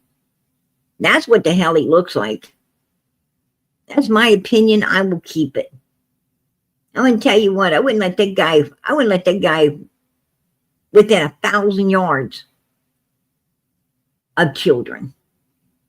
And that's the truth. I can fully understand why their kids are gone. Yeah. I'm going to tell you what, when I first saw this, I thought it was one of Allison's kids. I thought this was one of Allison's kids. This wasn't one of Allison's kids. This was their kid. Dressed like a girl. With makeup on. Who does that? Why? Why was this child dressed like this? Well, take a look at Daddy on the corner of the bed there. I think you'll fully understand why. And who's dressing this kid up? Who's dressing this kid up for Daddy? Mommy, right? Mommy? I'm going to tell you something. Candus would do anything. She'll do anything to keeping her lazy ass up. Put a one in the chat if you agree with me. Because I agree with myself. I'm going to put my own damn one in there.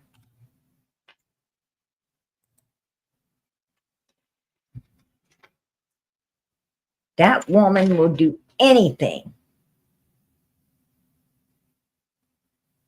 Absolutely anything to keep Dom Wells keeping her lazy backside up. And that's all she cared about, was being able to lay around there and not have to leave. And old Donnie could do whatever he wanted, whenever he wanted, just so she could stay. And her filthy mother out there in a trailer as well, right? These kind of people make me sick. I don't care what anybody says. It makes me sick, you guys. And it should make you sick. You have grandchildren, children, great-grandchildren. You have people to protect. You have little nieces and nephews. You have children around you, your friends' kids. You have children in your life. And you want your children around you to be safe. And how could you be safe when these kind of people are loose? How can you ever feel safe? That's what I'm talking about. That's what I'm talking about.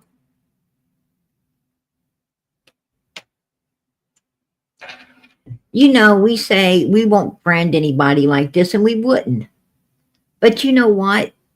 You might have family members that would. You might have family members that would friend up some people like this, not really know them, friend them up, and here they bring them around. They bring them around, and you know what? Nobody's safe now. Nobody's safe. That's why you got to get these kind of people where they belong. You got to get them out of society so no one can be bringing them around. That's just the way it is.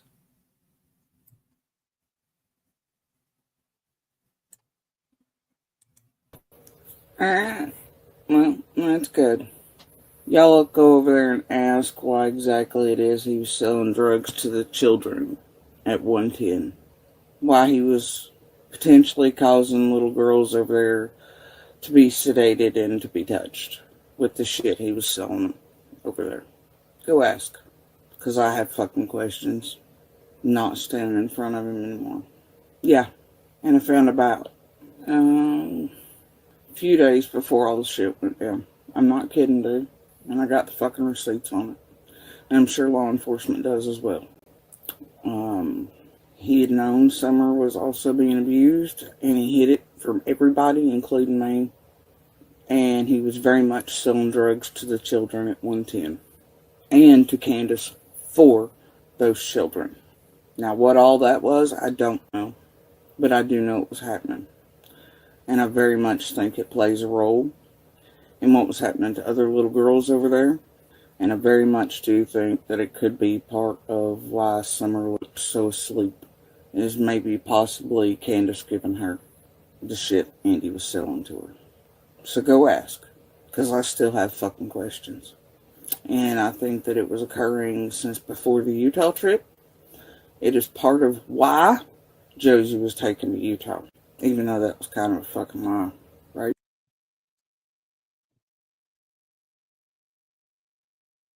Did you hear that? Did you hear that? Sedating the kids up. She feels that, you know, that Josie was taken to Utah because, you know, this is what they were doing with children, right? That's what they were doing with children. And you know, you heard Mary. Mary said that Josie, they told Josie he could come in and he could watch TV, right? That he didn't have to stay out there and that, you know, that hot, stuffy camper all day, that he could come in and, you know, get something to eat and drink and watch TV. And they were trying to be, and Don came in and said, no, if I catch you back in here, you know, you don't come in here. You don't come in here to get no food or drinks or hang out or watch TV. You stay in that hot camper 24/7 and do what I say to do, right? Because Don didn't want anyone knowing. He didn't want those kids telling about the torturous life they were living, right? He didn't want nobody telling about how and what they were doing with these kids. But Judy Sue right there said, go ask. Go ask what they were sedating these children with in order to do these horrible things to them. Not just, you know, not just the Wells children, but other children as well. Other children, right? There was many victims. And it took this little girl to completely disappear in order for it to stop.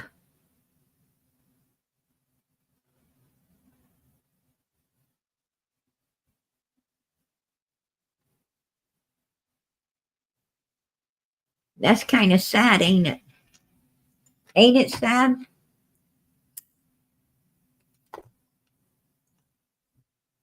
Yeah. It's a lot more. You know, there's a lot more. So, you know. After I started searching around on my computer and shit and looking around, and I was like, damn, there's a lot of fucking child predators around here. And I didn't know that at the time when I lived there.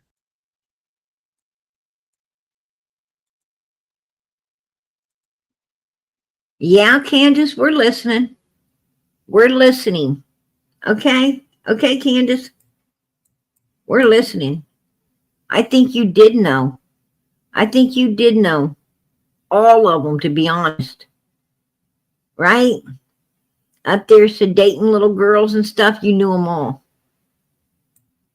Yeah. So I started searching into all them. Like, there was a few that weren't like not even 0.15 miles. Like, they could walk through the woods and be there in no time. Okay.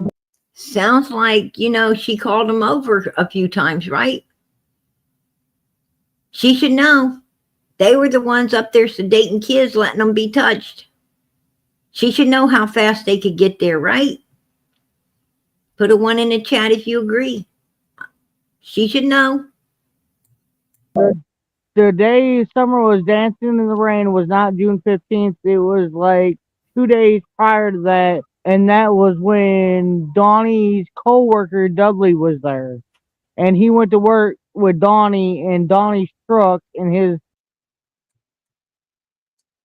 Why, if they're not guilty, then why did this bitch lie? Why did this bitch lie and make it sound like that Dudley was up there, saw Summer dancing in the rain and came back a couple of days later and got her? Why would she have to be trying to spin that narrative on the people if their fucking asses were innocent? Because I'm going to tell you something. If they were innocent, they wouldn't be having to try to throw anybody under the bus to get the focus off their own asses, right? And that was 18 days before Summer went missing, Candus. 18 days. Not a couple of days before, the way you were wanting to spin it to try to make Dudley look guilty when he wasn't. You wanted to get the focus off of your asses because you, in my opinion, you're the ones guilty. You're guilty because you was trying too hard. You're telling law enforcement where this kid ain't. Well, if you know where she isn't, then you must know where she is. You're trying to put other people under the bus to get the focus off of you, and there would be no need for that if you were truly innocent. Because you would be acting like an innocent person, and innocent people don't do that. Innocent people pull the whole community together because they don't know who did it. They don't know, and they need everybody's help to try to find where their child is, and they ain't got time to be throwing lies and people under the bus because they're too busy wanting to find out where their child is.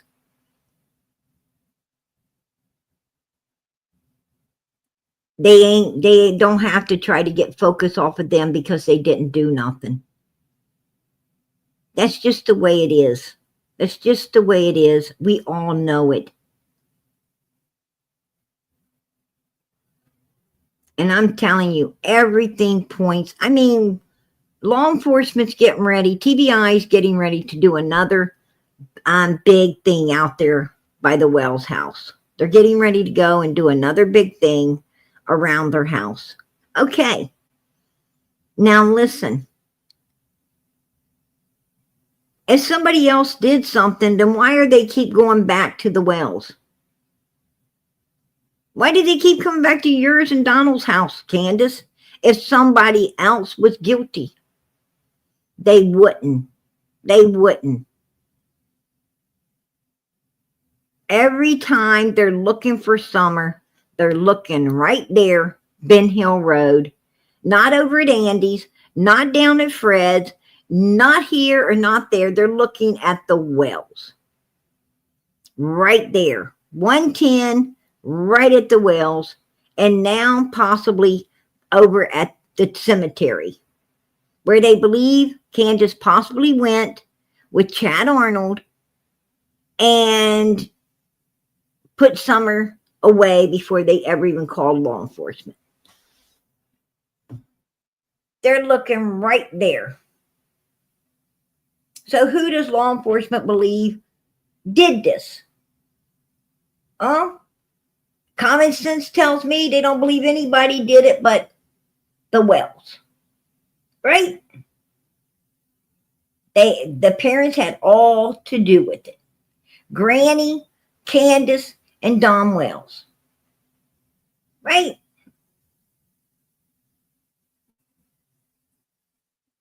And it all looks premeditated to me. It looks premeditated and carried out for some reason. What is that reason? Well, I think Candus told everybody in the first interview. They wouldn't have treated her like that if I was there. They wouldn't have treated her like that had I been there. That tells us, what does that tell us? That tells us that, you know, that somebody got at Summer, Well, Candus wasn't looking, right? Now we have Fred Hill say that he went up there and supposedly Jody Sue's son is out in the swimming pool with Summer, and everybody else is in the house, including the boys. Nobody's out there but this guy and Summer. And Fred's mind goes in a dark place, right? Fred's mind goes into a dark place. He's like, this shit don't look right. Right? It don't look right. What's going on here? Well, you know, is that what Candus is talking about? Is that what she's talking about? She wasn't keeping an eye? Because we can clearly see that Summer was sick. We could clearly see that little Summer was very, you know, getting very sick at the end of everything, you know? And the Wells, you know, look, you guys, look.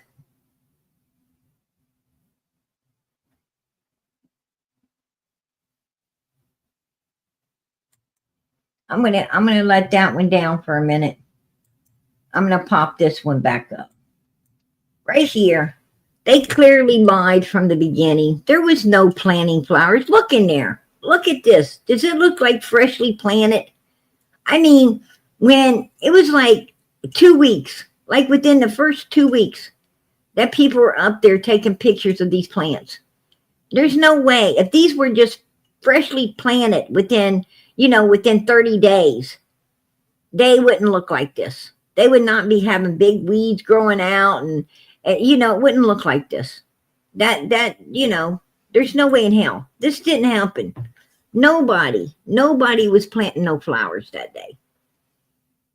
I mean, them plants right there are completely gone. They have turned brown. They're gone. There's no way those were, planted anytime soon. It's just bullshit. And them rocks, they wasn't poured on there anytime soon as well. They lied about this baby's hair. They lied about the baby's hair. She had a haircut. They had, this is a haircut that many, at the time, a lot of girls was wearing, right? A lot of people in Hollywood and so forth, this was a haircut that a lot of women was wearing. But they lied about it. There you go. You see, a lot of women had this. And it was very cute. It was very cute. And Summer could rock it. She could rock that. She had the look that where she could rock this. But they did this to her. They did this to her. Look what they did. They did this. And they did this for a reason. This is when they started planning and plotting against this little girl because she was sick. Something happened, in my opinion, and Summer was going downhill. And whatever it was would get them put in prison if they went to a hospital. That's my opinion. And Don Wells, when he told people that Summer was sacrificed for his sins, he's right. He's right. That's true. Right here. She wanted her head shaved. Her brothers had their head shaved. She wanted her head. None of her brothers didn't. Take a look. None of her brothers had their head shaved. That's bullshit. That's just bullshit. But Allison came out and said Hunter had his shaved. No. Candus and Allison, you know what? They act like they were not friends over Jose, right? But that was bullshit. That was bullshit because both of these bitches was lying. They were lying. Both of their asses was lying. I don't care what anybody says. And you know, Allison, yeah, she may be passed away. Who cares? Who cares? She was lying. Right? If you're a liar when you're alive, you're a liar when you're gone. That's it.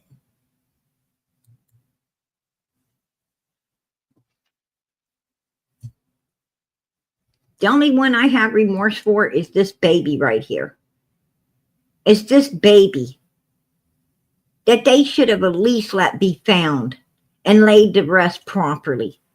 And those mother freakers couldn't even do that. They couldn't even let her be found and laid to rest properly. How disgusting are you? Right? You could at least give the baby that. Megan Boswell gave the baby that. Right? Quentin got that.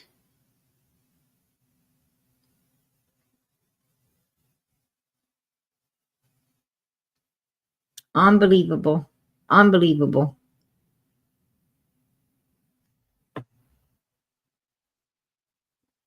Look at her. Look at her touch her head. Look at her touch her little head. She knew she had no hair. No child. Right there in the church before God, that baby's touching her head. Wishing she had hair. Wishing that people wouldn't have did her like they done her. She's in this woman's arms wishing that she was pretty with hair too.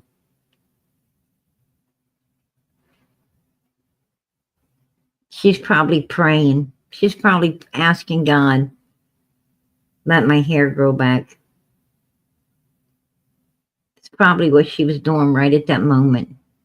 Praying for her little hair to grow back.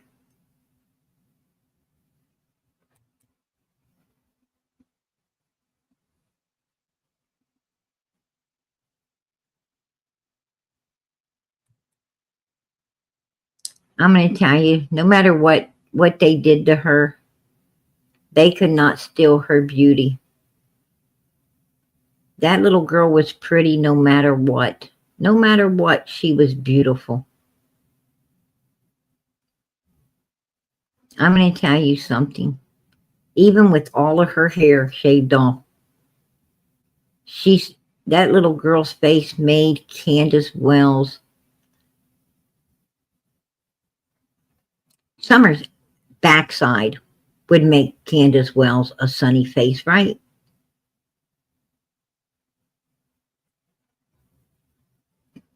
Candus Wells was so jealous of that little girl, of a little 5-year-old baby. A little 5-year-old baby that she should have been holding and protecting and watching over. That should have been mommy's pride and joy right there. Nobody better not have touched her daughter. But it wasn't. Because she was a sick human being that was jealous of her own little girl. Any girl, she was jealous. Candus had mental issues and still does, right? That's my opinion. I'll keep it. You got to have mental issues to be staying with Don Wells, knowing all the things you know about him, right? Knowing what he did in Utah, knowing what he did in Arkansas, knowing what he was doing in Tennessee. They got to be something wrong with you to stay with a man like that.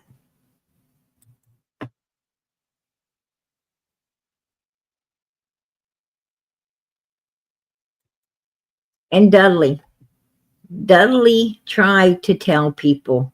He tried to tell people. No one was listening. No one was listening. He tried. He was trying to tell how Don carried her out, how she was, head down, passed out, just like this. He was trying to tell people. What was they doing with these children, he said. What was they doing with these children?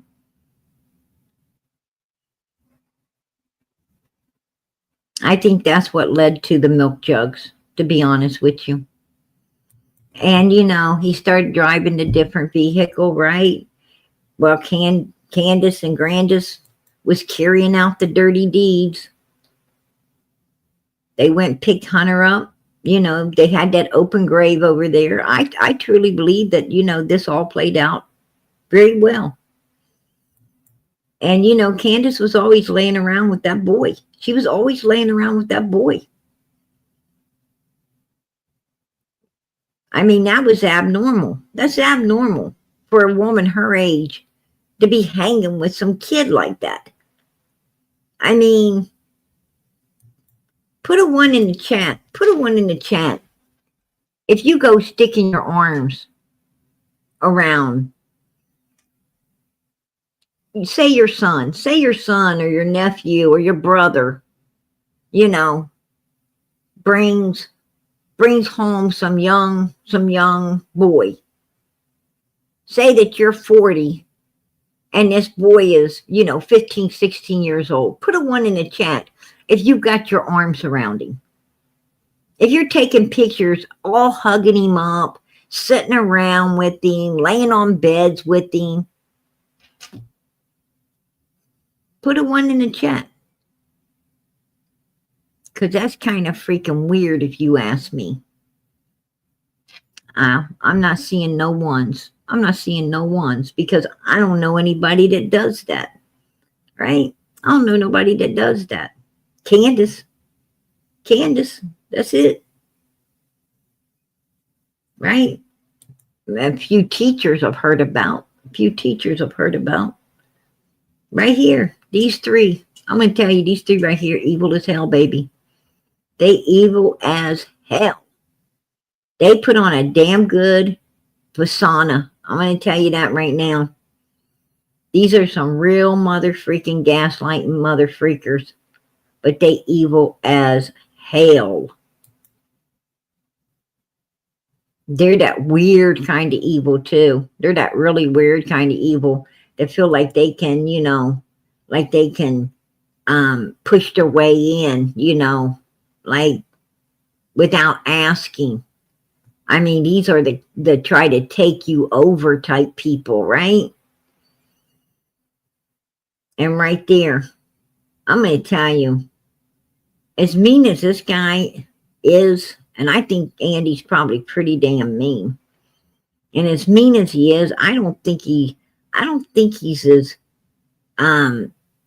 bad as Don, Candus, and Grandus. I do not believe that he is as sinister as they are. That's just my opinion.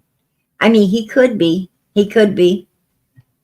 I just don't think so. I don't, because his daughter wasn't over there. He told Marlena Crawford, he said, it wasn't my daughter over there, Marlena. It was yours. Right? That tells you something right there.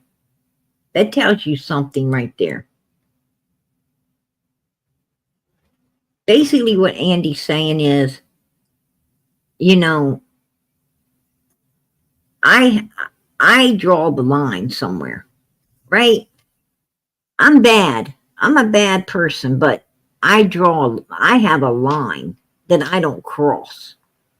You mother freakers, Marlena, Don, Candus, you guys don't have no line. I mean, it's you guys doing this stuff.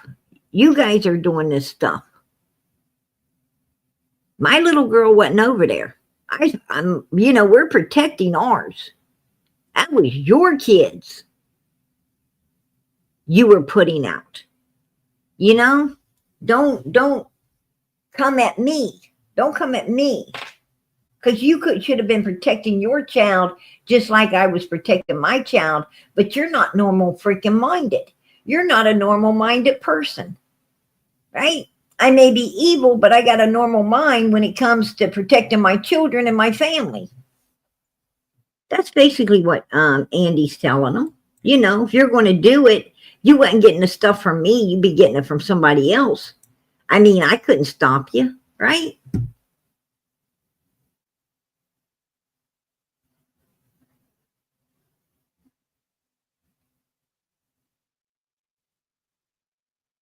That's just the way it is. They went looking for this guy. They went looking for this man. Now, you know, let's back up. Let's back up because it's him and her and him. They're out looking, you know, they're out looking for this guy along with her, Jody Sue, right? They're all out looking for this man right here. Why? The night before Summer disappears, they're out looking for him. Why was they looking for him? I bet if they found him, I bet you 10 to 1, if they found this guy, we would all be saying that he did it. I bet we would all be saying he's guilty. Why? Because I bet you 10 to 1, law enforcement would have found something of Summers either around where this man was staying or on his vehicle or on or around his vehicle. Put a 1 in the chat if you agree. I bet you 10 to 1 they'd have been something of Summers somewhere in the area if they would have found this guy. Why else would they be looking for him?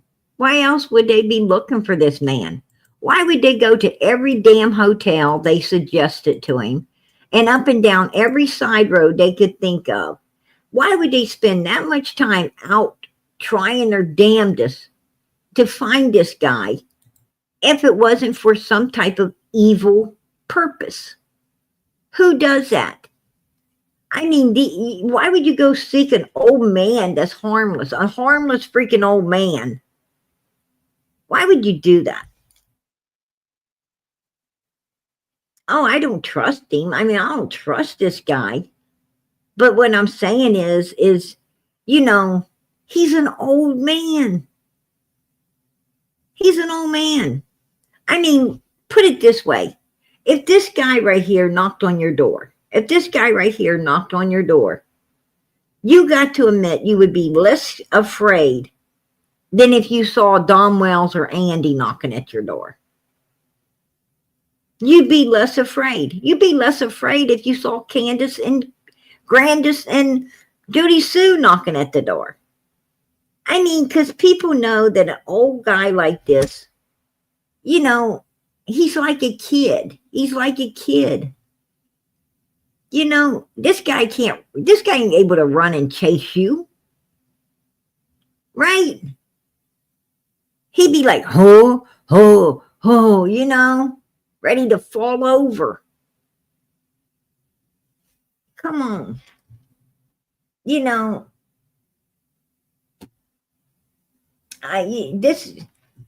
they checked this guy's record and he didn't seem to have nothing on him. I don't know what he looks like, but I tell you what, they didn't find no criminal records on this guy. As far as I know, there was no criminal records on this man. Actually, he was a victim. He was a victim to the Wells.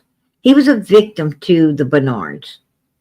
This man was a victim in Summer's case, just like her brothers, and just like a lot of other people that got thrown under that bus that had nothing to do with it. That's my opinion. I'll keep it. I think the guy just got suckered into buying a piece of land fairly cheap. He wanted to go up there. He wanted to live in that country life. He was used to living out in the country. I think he just wanted to go up there and build himself a little cabin and try to live that little country life. And, you know, I mean, he thought that that little bottom piece of land was his. He thought, you know, that he didn't even know it was like up there ready to come off of a ledge. He was down below, you know, he thought he owned something down below there. He had no idea. He had no idea, you know, what was his. Because he hadn't been there before. He had never been there before. But the land, like Jody Sue said, they kept going out checking their surveillance lines. The surveillance lines. That means that somebody's already been up there. They've done, you know, put up surveillance lines for that particular man's property. And I think what Jody Sue and them were doing is moving them. I think they were out there actually moving the surveillance lines. That's my opinion, trying to take everything they could, you know, away from the new owner. That's just my opinion. But she stands out there and she says, oh, there's a big animalistic scream. I heard a big, but her and Candus had a fight over it, right? Candus said, I need you to change that scream to fit the timeline. You said it was at 4:47. You need to say it's 5:47. You're an hour off. And she's like, they didn't believe me the first time. I'm not changing nothing. And I heard her and Candus arguing about, you know, the monies.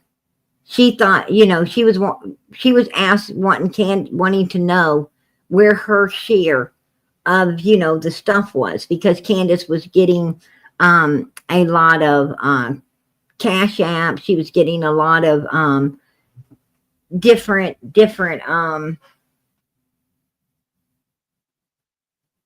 cards to go to Walmart, you know, gift cards. She was getting a lot of gift cards to Walmart, mainly Walmart, but a lot of gift cards to different places. And, you know, for some reason, Candus was sharing this stuff with Jody Sue. And Jody Sue was, you know, was wanting to know, you know where her share was. I guess the new stuff, you know, the new batch that came in, where her share is. And I asked Candus, I said, I told Candus, I said, that's Jody Sue, ain't it? Ain't that Jody Sue? I know that's Jody Sue. And she said, yes. I said, what the hell is she talking about money? You know, what monies? And Candus said, you know, the gift cards and all the stuff been coming in. I said, why are you giving her monies? Is she giving you anything that she's getting? Because at the time, at this particular time, she was, you know, a fixture out there on Tiffany Marie's and other people, you know, giving her stuff. And I asked, was she giving any of hers to Candus? And Candus said, no. I said, why the hell you giving her anything? Right?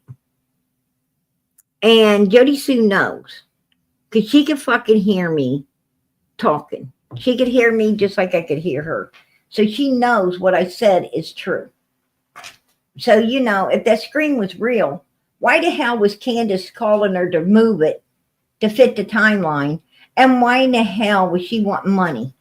You tell me that.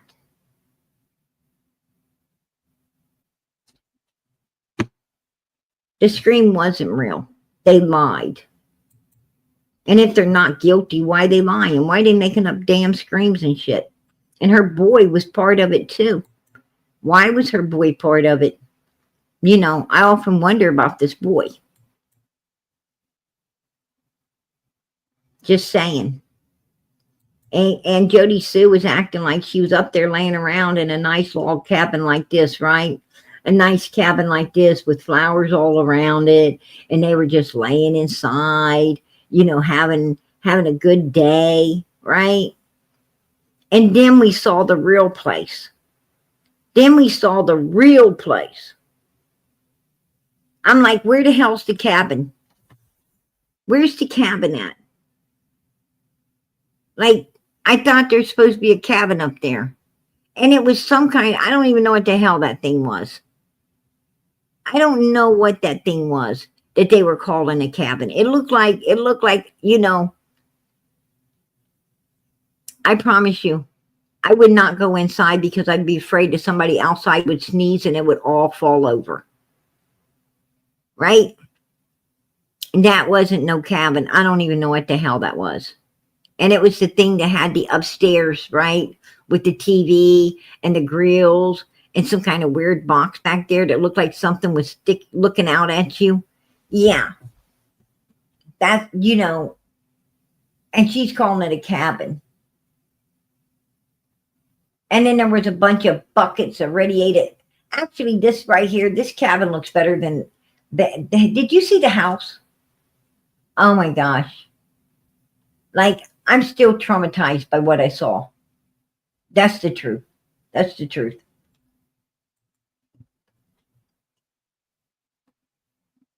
They didn't have no cabin. And then good old Fred writes in, right? Good old Fred writes in, and he's trying to, you know, he's trying to tell people about Dawn and trying to tell them about, you know, Dawn saying that Summer was sacrificed for his sins, trying to tell people, you know, how these people are and you know, all their finagling and their dirtiness and all the stuff. And nobody's listening. Nobody's listening. You know, I don't know, you know, if Fred had anything to do with Summer. Now, Cotton, that's another story. That's another story. You know, did he have something to do with Cotton? Well, you know what? In my opinion, yes. In my opinion, I think he did. You know, where Cotton's concerned, you know, it's my opinion that Fred's guilty. Absolutely. I mean, he is a little criminal. And Cotton did have money, and Fred has changed his story too many times on Cotton's, you know, case. And, you know, and so forth and so on. So, you know, where Cotton's concerned, good possibility. Summer, I don't know. But look at this. Look at that right there. That's Dom Wells. That's Dom Wells. And this is Andy Bernard, right? This is Andy Bernard, and they are like bestest friends. Andy Bernard, when Don Wells was getting ready to go to jail, Andy Bernard was up there. Why would he visit Don the night before Don goes to jail? If, you know, in my opinion, he's up there saying, keep your mouth shut. Keep your damn mouth shut. You know, that's my opinion. Why else would he be visiting him up? I mean, Don can't take nothing with him, right? They're going to check him. You know, they're going to check you, completely check you. You ain't taking nothing in there. So, you know, it ain't like he's up there. And you really, you know, you don't want to do anything night before you go to jail because they might add even more time on you if you show up the wrong way. So, you know, there's only one other reason he'd be visiting you up. And then he lied about being there. So, you know, that's kind of shows guilt, if you ask me. And Jose came out, you know, and he tried to tell people. He tried to tell people what's going on up there. We heard the 911 call. We know Candus got a vehicle, right? We know Candus got a vehicle for keeping her mouth shut, and Jose got rolled off the hill right after that. Dudley tried to tell people. You know, so many people tried to come out, and they tried to help Summer, and they tried to tell everything, including Fred. You know, as bad as Fred may be, you know, and even the flute player said, hey, I talked to the boys.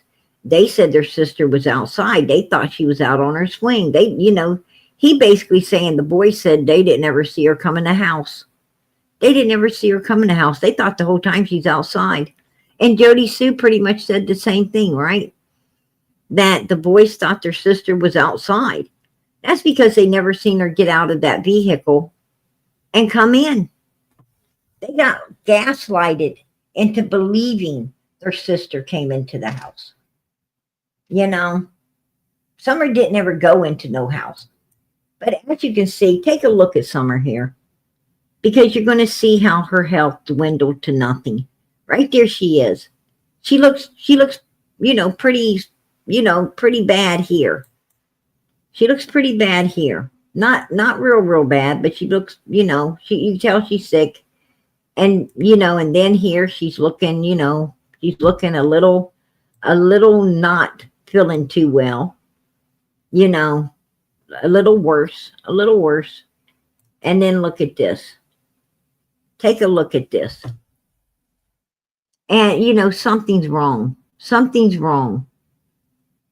And if you can't figure out where something's wrong at by now, I'm not going to school nobody on it. I could take a look at this little girl and how she's positioned to pretty much know where the problems are. I'm not going to go into no details, about what her issues can be. I'm not going to do it.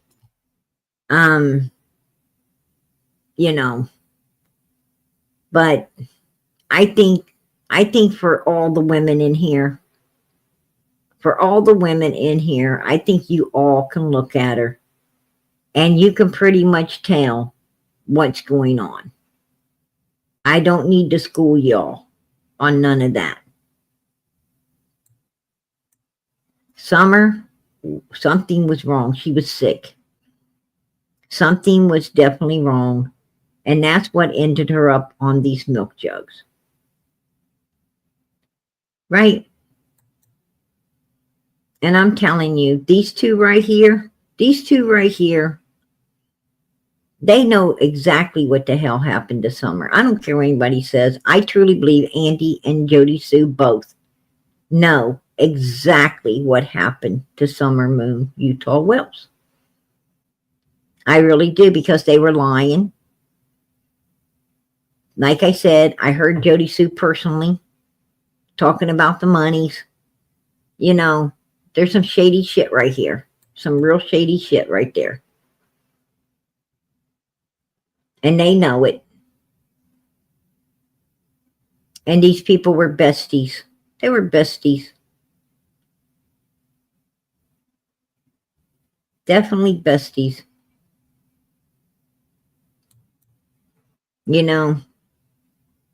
And Jody Sue, look at her.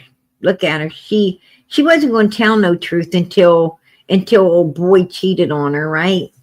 She wasn't going to tell no truth until, she would have still had her mouth shut if he'd have stayed with her. But he wasn't staying with her.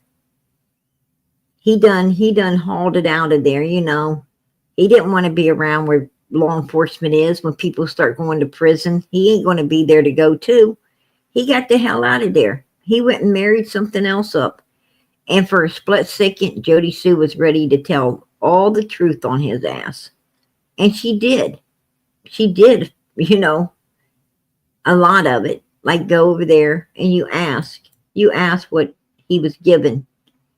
And these guys were besties too. And Allison was lying and Candus was lying. And I'm telling you, they all was working together to keep from going to prison. They was all working together to keep from going to prison. Absolutely. Absolutely. But there you go. There you go.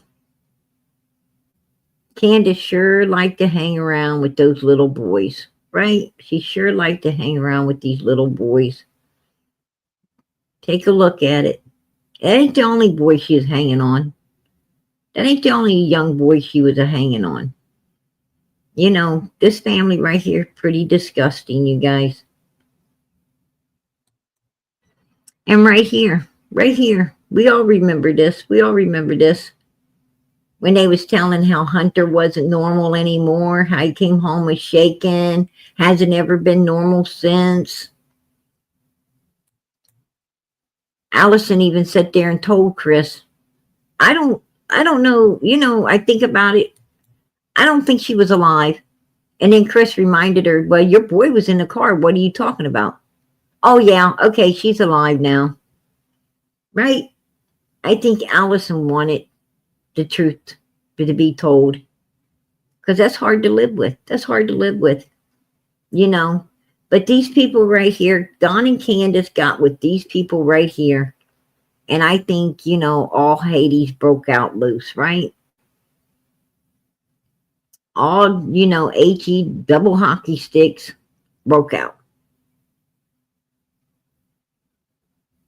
I think there was a lot of weird stuff going on. And I think Candus had a big hand in it all. She had a big hand in it all. Were they split apart because of this, you know? I don't think so. I don't think so. You know, no. I think Allison got over this, you know. But look at Candus. Look at Candus. Candus ain't trying to find her daughter. She's too busy being her. And look at Summer. Take a look at Summer. She don't like being around Hunter. Look at that little girl's face. It's like, put me down. Just put me down. Right? She didn't like being around him. And, you know, I can't believe a grandmother would allow such an evil thing to happen. You know, it's hard for me to believe that woman could, you know, those kids really loved and trusted her, and she couldn't be trusted. What really happened? I don't think we have to ask that question. I think after Twisted Teas and getting this boy Hate up and turning the camera off as they went out into the water, I think we already know what happened. Right? Because the next time we seen Summer, she was on those milk jugs. I don't think I have to tell anybody what happened. But I do have to tell you this.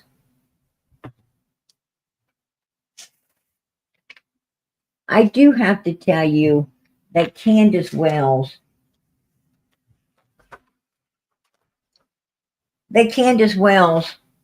met up with all these people, all of these 25 people, it seems like, that Andrew brought down to Tennessee in a damn big truck. It seems to me like she met up with them at the storage unit. And maybe was the one holding the keys to open it up and shut it back, right? Because Andrew hauled his ass back to New York City after that, right? He hauls that ass back to New York City after that. So, you know, I do have to let you know she was at the storage unit meeting up with these people. I do need to let you know that, you know, Jody Sue said that Candus Wells got her about a van being out there with children for sale out of it on Ben Hill Road. Candus is the one who alerted Jody Sue, hey, you know, come take a look. So it seems like Candus might have been, you know, pushing the merchandise that was getting dropped off at storage units. That's a possibility, right? It sure looks that way. It sure looks that way from what Jody Sue said. You know, she's at the storage unit where it seems like people's being dropped off. She's, you know, she's running, she's, you know, telling Jody Sue about the van out there that you can purchase children out of, you know. And so, you know, where's this putting Candus? This is putting Candus in some pretty, you know, disgusting places. She had Summer dancing around that for sale barrel, right? She had her dancing in that for sale barrel. And, you know, and let's not forget, you know, let's not forget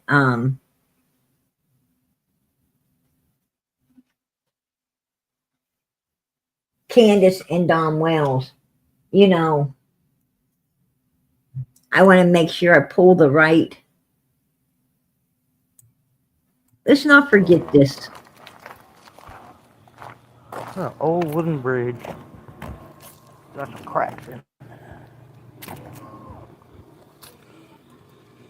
Now, keep an eye on Candus's shadow. Keep an eye on her shadow that's on the ground. Do you see what she's doing? Do you see right there what she's doing? She's videoing. No, I didn't want no videoing. drink from Look, her. look. She's really got that video going. I'm like, kind of. Look What? look. I don't know what that is. It's really strange. Tom Wells turns aside. Now let's go back. Let's An go old back. wooden bridge. It's an old wooden bridge, she says. Now watch. Watch. Look, that's children. That's children she's videoing down there. Do you see the children? Look down there on the road, you guys. What she's videoing. Right there. Children. These are children that they're videoing. Little children. Now watch what happens. Look at them. And Candus is really videoing these little kids too. Look at her. Look how she's super videoing these. And now here comes the adults. Here come adults out. Right? There's some adults coming out now, taking a look at her and Don Wells. What? No Now drink what? from him. Look at them. Here they come. Now watch. much? Don Wells turns off. You see Donald? He turns the hell off first. Because why? He's a coward. Candus, she don't like to give it up. She was still trying to video. And Don's like, turn off. They're going to notice what we're doing. But they were videoing little children. Yeah. There you go. Let us not forget about that. And you know what? Let's not forget about over man. at People are the watching that hotel. right now. I don't know how many people are watching. Can't tell. Now, these law enforcement was called at the hotel because someone reported the kids being in Candus and Don's room. Candus was there was a homeless lady and her children there. Candus was, trying to befriend this lady and, offering to let this lady stay in their room or the kids stay in their room and all of this stuff. Well, somebody reported that these kids were supposedly staying in this room, and law enforcement showed up. 209 people. Hi. Long story short, She's also a personal friend. you got kinkies that are, running around. Told us about you possibly being in custody of kids that are not yours. No, sir, you're wrong. Okay. Well, that's what we're here to figure out. I have no kids in my room. You can look. There are no kids in there? No, you can look. Is it okay if I look? Yeah, come on. Give me one. Look, my husband's in there sleeping right now. What's his name? Donald Wells. Okay. Baby. Hang out right here for me, Candus. Hang on.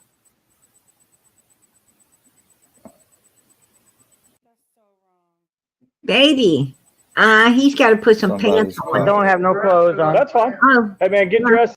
laying around the room, no clothes on, right? No clothes on. And I'm going to tell you something. They're befriending this woman, wanting her kids to stay in a room. Oh, your kids can stay in here, right? Step out here for just a second. Yes, sir. Yeah, we don't have no kids down here. So, We have grandkids that live on the opposite side of us, Okay. but they're not here with us. Okay. Is it okay if I search the room? Oh, I don't have no problem. As soon as he gets dressed, go As ahead. soon as you get dressed? Yeah, no problem. You are aware that you are allowed to refuse, right? Oh, yeah. You can refuse to. I mean, but there's no kids in there, so, why not, Perfect. I just got it. somebody from YouTube. They're saying we got kids in there that are not ours. That's what I just told them. Yeah, go look. Okay. And you Go for it. You have the right. You have the right. No, go ahead. You'll see toys for kids because they're grandkids. Oh, you're going to see toys for kids. You're going to see toys for children in there because they're our grandkids. And no, you're going to see toys in there because they've been befriending this homeless woman with her children, and they've been trying to buy little things and trying to let them come into the room. Now watch, after the police leave, take a look at what But happened. there's no kids When was in the there. last time your grandkids were over here? This morning with their mom. Okay, we're just What? No big deal. This happens all the time. This happens all the time. This happens all the time. So they do that. The evil ones do. Is it the same YouTubers every It's time, probably or is it- JLR and all them. No, it's the ones that give a damn. It's the ones that actually care about children. Is it Jonathan? Probably. I think. Yeah. I don't. See how Candus thinks? You're evil if you care about children. You're evil if you are trying to save children away from people like them, right? Doubt it. And I talked to you the other I day. figured that. No, but We have a channel, but I don't do Police officer. nothing with children on my channel. like me and I my think buddy it's- from God. Yeah, we don't do none of that. I mean, I'm sitting over here drinking soda and talking to my friends. Yeah, no, I understand. We just got a call, and we got to come check it out. Yeah, there ain't no kids in there though. All right. I appreciate y'all. Sorry. Okay. All right. Sorry y'all had to come out. Y'all have a blessed night. Y'all have a good night, okay? You That's too. such bullshit. Instead of saying Daisy on it, maybe we should say YouTubers. It's Yeah. not looking at just one person, it's looking at. And here comes the mother. See, as soon as law enforcement left, here comes the mother. Now here, let me tell you what happened in this case. Lisa J and Candus had been talking. They had been corresponding, meeting up over there in Arkansas. Lisa J is one of them that had her child removed at the Wells house, Pam Wells and Don Wells' house when they lived in Arkansas. She was one of the people in a garage, living out in the garage with her child that they picked up from the church, brought to their house. She was laying out in the garage. People were actually giving her, substances, and they would take her baby and, away and then bring it back. Okay? I think you understand what was going on there. Her baby, when law enforcement came in and busted this operation, her child was taken for SA as well and not ever given back. So, and other children were taken as well. Not just hers, but other children there were taken as well. And she was corresponding with Candus again while Candus and Donald was over in Arkansas. And she got a hold of Pam and asked Pam to call law enforcement to that room. Pam said, no, I ain't going to do it. Maybe the other girl they was hanging with would do it. And so they called the other girl that they were hanging with. And the other girl ends up, Beth Ann, that's her name, Beth Ann. Beth Ann ends up calling the law enforcement to that room. Because Candus already, she's outside waiting. She knows they're going to come. She wants them to come. And do you realize that right after this, and at the time, Lisa J was also talking with an RSO. She had contact with an RSO. And they had met up somewhere. And this girl up here coming down, she had two other children besides the one she's carrying. Do you understand that this girl and all three of the children came up missing? They all came up missing. Everybody as a whole. Yeah, there's a lot of YouTubers that get their bloomers and knots.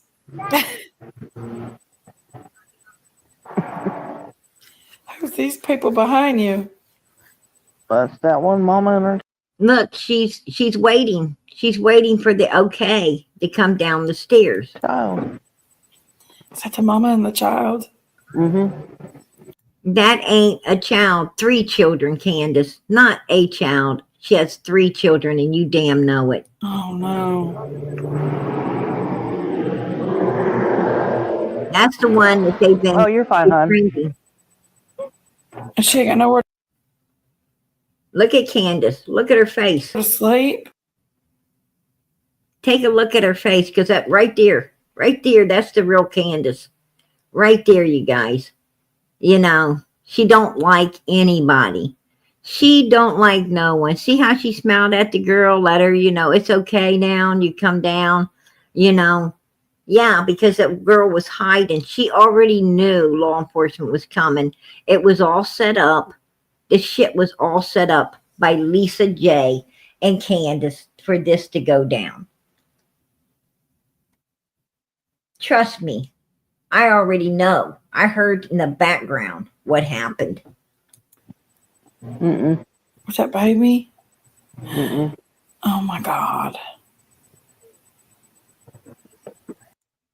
Look right there. Take a look.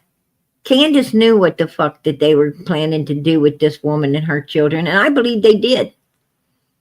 That's my opinion. We tried, Justin tried to find this woman and her children and couldn't. I was trying to find this lady and her children and couldn't. And we had other people looking for this lady and her children, and none of us could find her. And she had been around that hotel for a long time.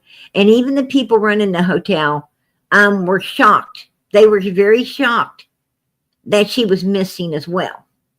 There you go. Just saying. Just saying. That's only one. So, you know, why does people disappear when Don and Candus go walking around? Right? Why are they videoing people's children? What the fuck is going on? What's going on? Because this woman here truly did disappear from that hotel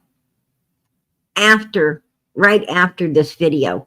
And, you know, and Donnie, and I think Candus, I think Lisa J and Candus set it up for the police to come there so that they could say, well, they checked our room. There was no kids in our room. You know what I'm saying? They wanted to have that little, we've been checked by law enforcement. There was, you know, if this girl would have been reported missing by family or by someone, they wanted to be able to say, hey, law enforcement came out here. We didn't do nothing. Why would they need that? Why would they need that? Why would they even need that shit? Yeah. You know, there's a whole lot that goes on, you know, that we forgot about, right? We forgot about.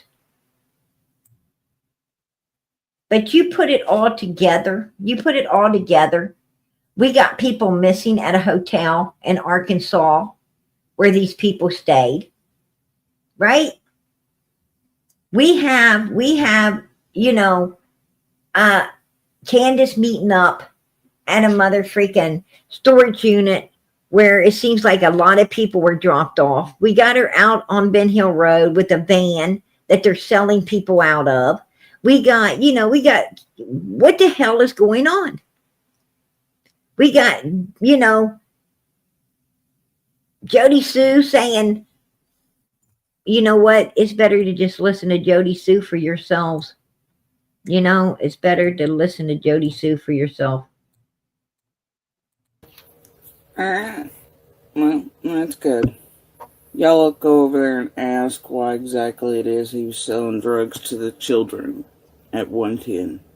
Why he was potentially causing little girls over there to be sedated and to be touched with the shit he was selling them over there. Go ask. Because I have fucking questions. Not standing in front of him anymore. Yeah. And I found about a few days before all the shit went down. I'm not kidding, dude. And I got the fucking receipts on it. And I'm sure law enforcement does as well. He had known Summer was also being abused, and he hid it from everybody, including me. And he was very much selling drugs to the children at 110. And to Candus for those children. Now, what all that was, I don't know. But I do know it was happening. And I very much think it plays a role in what was happening to other little girls over there. And I very much do think that it could be part of why Summer looked so asleep. Is maybe possibly Candus giving her the shit Andy was selling to her. So go ask. Because I still have fucking questions. And I think that it was occurring since before the Utah trip. It is part of why Josie was taken to Utah. Even though that was kind of a fucking lie. Right? There you go. There you go. You go ask what he was given to sedate those little girls. Not just Summer, but other little girls to be touched. That's why Josie was taken to Utah. He, you know, Don, it wasn't Josie that was in any trouble. It was Don Wells. The one lady, Allison's mother, had gotten upset about something. I don't know what. I can't say. But she got upset about something. And she wanted to turn everything in. And Don got the hell out of there. Supposedly, according to Allison's mother, according to her, Don Wells was touching, that Don and Candus wasn't only giving her children sedation stuff and drugs, but there was also, you know, Don Wells was also violating these little girls as well. Now, she plainly said it when she was talking with JLR. JLR said, what else did they do? And she said, you know, he touched those little girls as well, as what this woman said. You know, that's what she said. I'm just giving you what came out of her mouth. You could go watch JLR's and see it for yourself. But that's what this woman said. And she said that, you know, and she said the same thing that Jody Sue said. She said that, you know, they were touching, you know, that they were touching all these little girls, including Summer. You know, that he was going to be in trouble for not just his own kids, for her kids, and, you know, as well, and so forth. So, you know, and then Jody Sue says this stuff. I mean, when you've got more than one person, when you got more, you know, people that really don't overly know each other saying the same thing, well, it's probably true. It's probably true. You know, just saying, right? Just saying. Yeah, the woman didn't speak no English. But, you know, I think that Lisa J had something to do. I think Lisa J and Candus and Don, and that whoever that RSO was that Lisa J was in contact with, I think they all worked together to, you know, that's why this lady's gone. And that's my opinion. You know, I'm going to tell you, these people are super unsafe. They're running some type of weird shit. And they like doing it. And it's disgusting. And hopefully, law enforcement shuts it down. Hopefully they, you know, they figure out what happened to Summer. They figure out where she's at. And they go in there and they start putting handcuffs on these mother freaking people. Because like you said, you know, like you've seen, you know, in the video,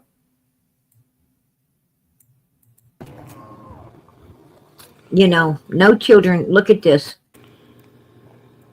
These are children. These are children, you guys. Children are not safe. They look like a couple little girls. Look like a couple little girls. These children are not safe. And they're really following. Watch them. They're really following and following. Look No, I didn't want no drink from him. Until the adults, look, until the adults start coming out. Now they're going to turn off. Look, they're going to turn off now. What? Candace didn't want to give up. I don't know what that is. It's really strange. Look. Don's like, this way, Candace. This way. Right? Why the hell you this way? Candace is going to just keep following, right? She's just going to keep following. Because she's a bold bitch. She's one of them bold bitches.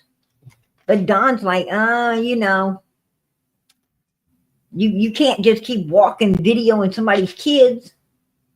They're going to take note. I'm telling you, something ain't fucking right here.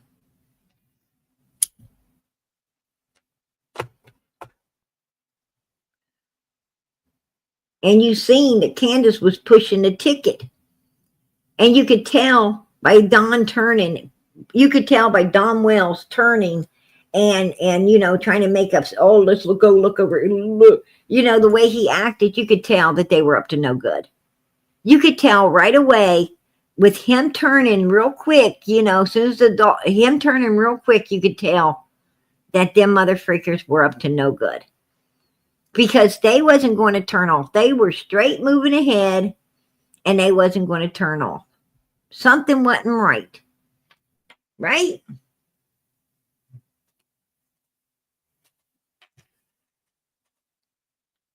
Just saying, you guys.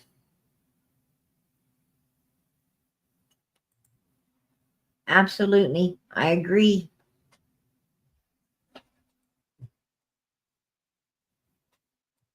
Absolutely. Summer does need to be found for her brothers, for herself and her brothers. Absolutely.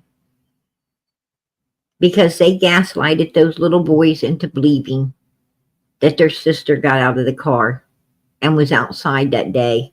And then Candus made those boys believe at some point she sent Summer in the house when Summer didn't ever go in the house. Those boys were so scared. They're like, hey, Mom, she probably went in the basement, We didn't see her, but, I told you to watch her. They didn't even see her. And they're like, and that's why they were telling the flute player she was outside on the swing. I think she was outside. They was telling Jody Sue she was at the swing, because they didn't ever see her come in the house. They just assumed that she was outside the whole time with Candus and Grandus, and they had no idea what happened to their sister. But they got gaslighted into believing, that they wasn't watching her, and that's why she came up missing. They got gaslighted into believing that they should have been paying attention when they weren't. Do you know how that will play on a child for the rest of his life? Do you know how that kind of stuff can play on a child its whole life when you believe you've done something that you didn't? Do you know how damn guilty you can feel when you believe something that you didn't do? When the truth comes out, you have lived many years with a mother freaking guilt that had nothing to do with you. But people will let you do that. People will let you do that because they're sinister. They're sinister. You have to be sinister to let someone live with that kind of guilt.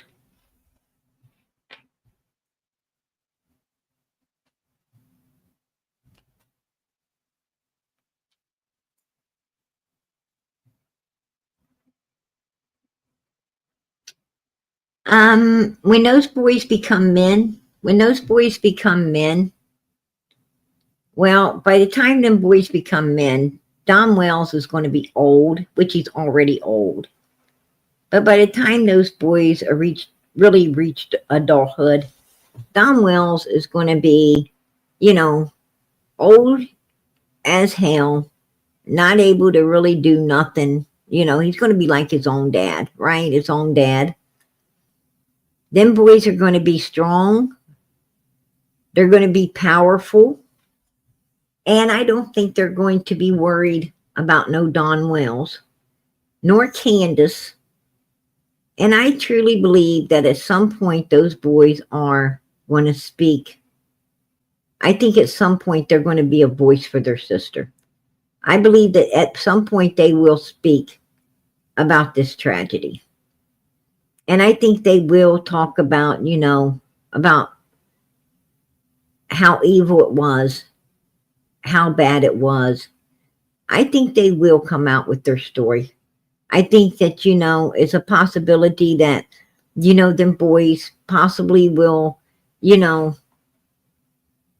put out a book. They might, I think their story will probably be in a book form about Ben Hill Road. And I truly believe that, they'll be sitting pretty after it. And, and live a better life than what they were offered at the beginning. That's my opinion.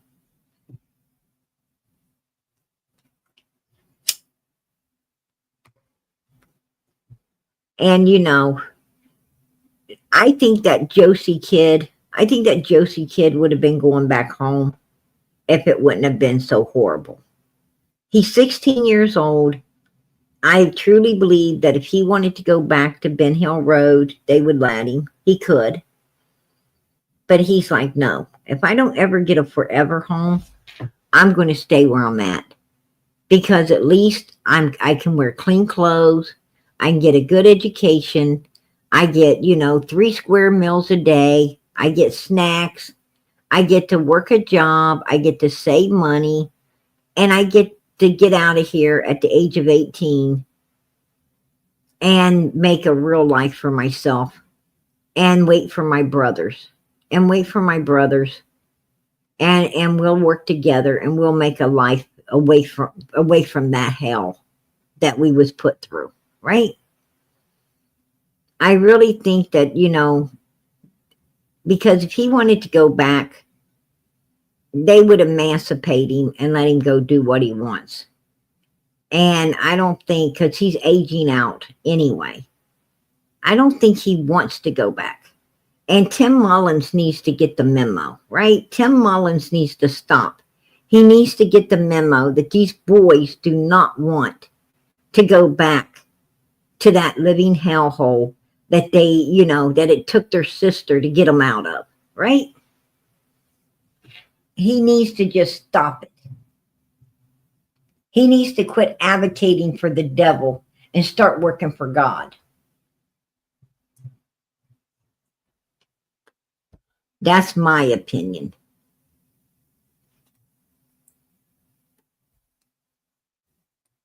But I think that Candus, I think there's a lot more, you know, than meets the eye here.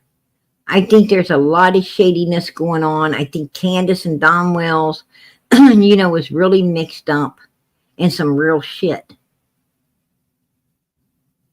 And the way they's following those kids, it sounds like they're not giving it up. Put a 1 in the chat if that's how you feel.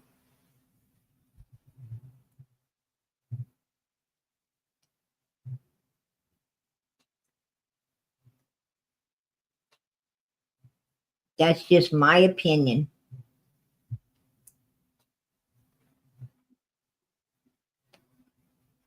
You don't go following children down the road the way they was if you don't have something sinister on your mind. You don't be videoing fucking other people. I mean, you lost your kids because one completely disappeared and you can't clear yourself with law enforcement. And you're chasing other people's kids with a mother freaking a video recording them. You're chasing after other. What the hell is wrong with you? There's something that don't sound right about this stuff. I'm telling you.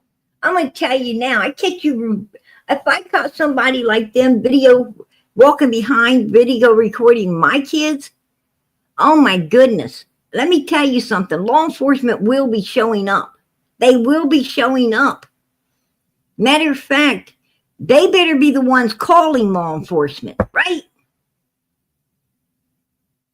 Because it ain't going to be pretty. It's not going to be pretty. What the fuck are you videoing my kids for? What is wrong with your sick ass? And then turn off when the adults show up, you turn off. That shows predator signs right there. Right?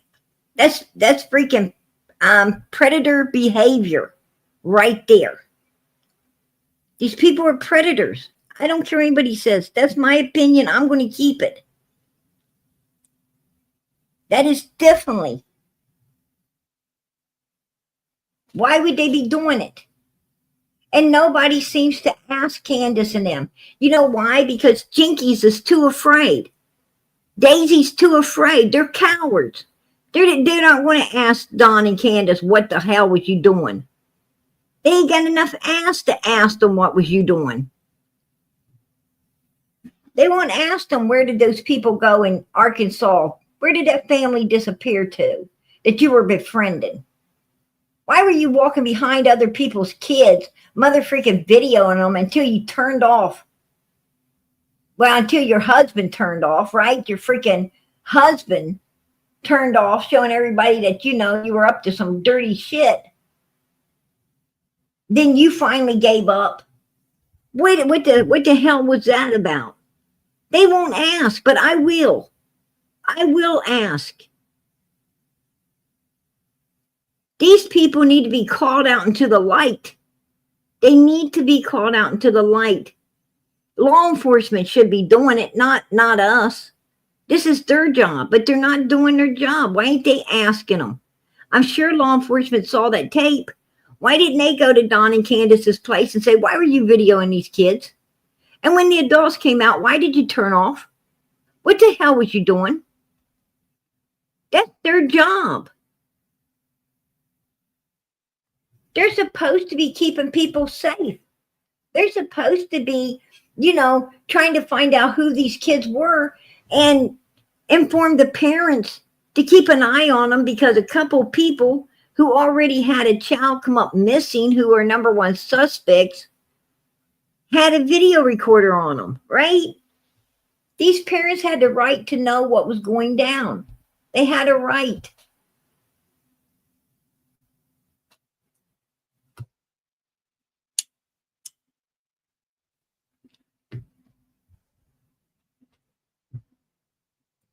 Jinky said she wanted to take him in.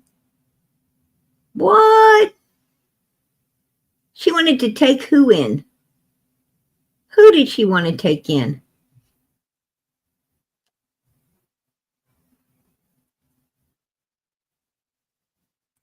Absolutely. Absolutely second to none. That's right. Yeah, that's probable cause to totally interrogate the hell out of them, right? Why are you following other children? Why are you following other children? You know, that's stalker shit right there, right? That's stalker shit right there.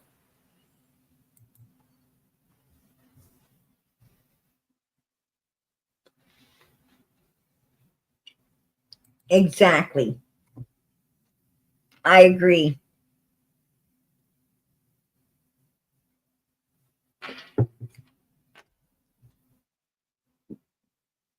Jinky said she wants to take Jose in or Josie.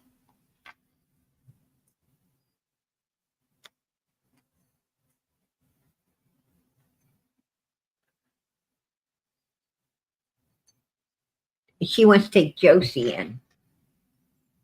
Wow. I don't think so. I don't think so.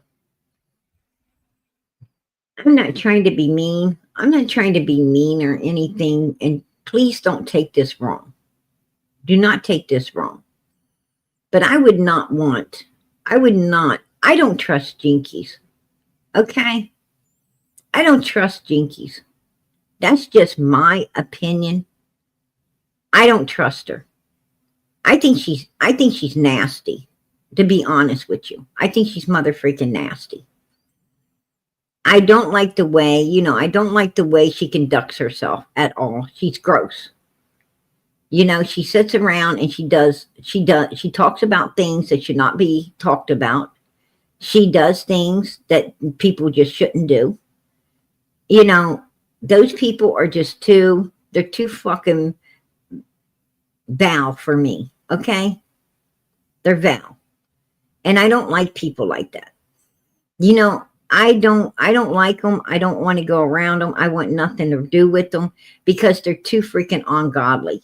Do they realize how disgusting and nasty and vulgar? They're just like, they're fucking sinister too, to be honest with you. I mean, they do stuff with fruits and vegetables that people shouldn't be doing. I'm sure that that's, a freaking sin somehow. For sure. I mean, you're not supposed to be, you're not supposed to be playing with foreign objects. That's just weird. That's just weird and disgusting. She's she's all horned up for anything she can get, right? Anything that'll have her. I would not want my son anywhere near them at any fucking age, to be honest with you. They're just so freaking weird and uncouth. Matter of fact, they kind of remind me a whole lot of the Wells. Might be why they get along with them and understand them and, and try to advocate for them. Just to be honest. Birds of a feather flock together. And they're pretty, I don't even go around that. I can't stand it.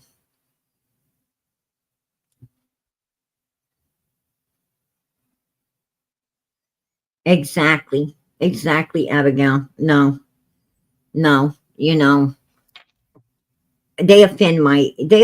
honestly, they offend my ears. They really do. They offend my ears. So what?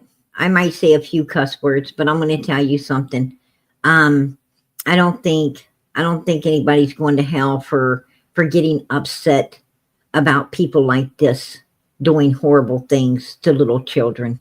I think you should be upset when you see evil like this existing in your world. You should be upset.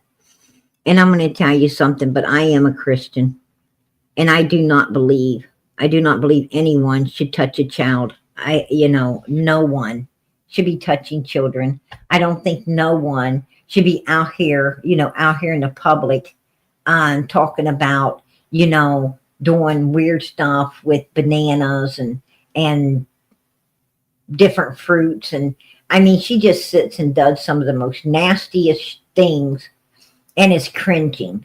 It's not funny. It's not cute. It's just fucking disgusting. And that's all I can say about it. That's the best way I can put it. I don't care, I speak the truth. People don't like the truth. Well, that's not my problem. That's not my problem. That's theirs. But I'm going to tell you something. There is a God. There is a God sitting up there, and his son sits at the right-hand side of him.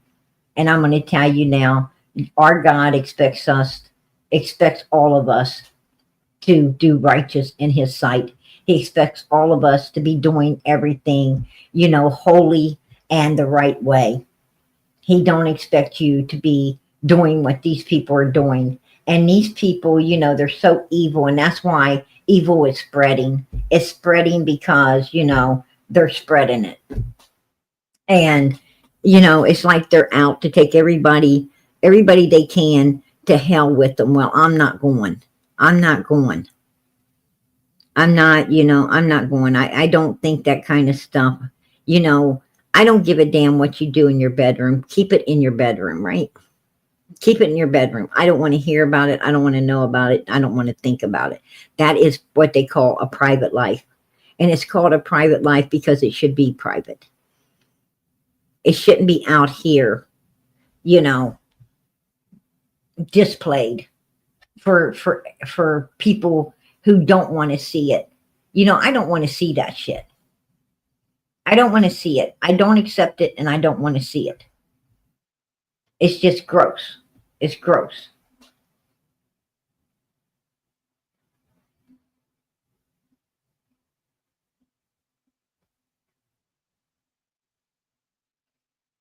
Oh, wow. She got jealous when my granddaughter got baptized.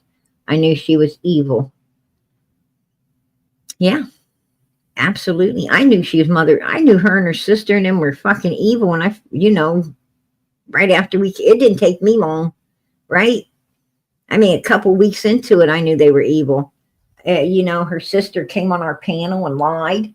And then she went and started her own channel and lied even more, came sideways at me and in order to build her channel. And, and she did.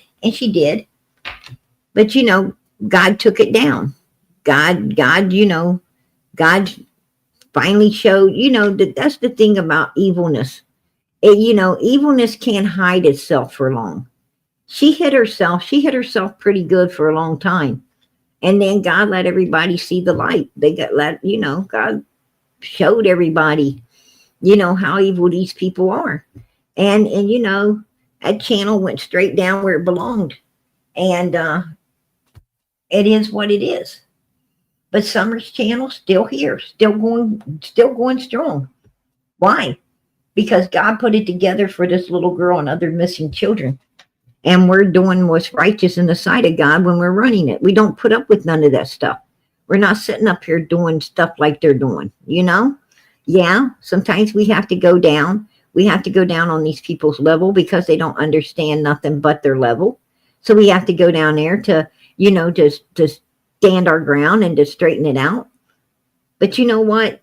We're not down. We're not on their level. We have to, it's like elevator down and then we have to come back up. That's what we do. Sometimes we have to go down. They're coming at us sideways. We got to go down there, straighten them out and come back up. But you know what? We're above it. We're above it and we won't always be above it. And that's what they're jealous of. They're jealous because we're going to always be above them. Why? Because we're with God Almighty, man. We're working hard for that white robe. We're doing everything we can. We're in it to win it. And I'm sure we will. We're a family that prays together and stays together for these little children.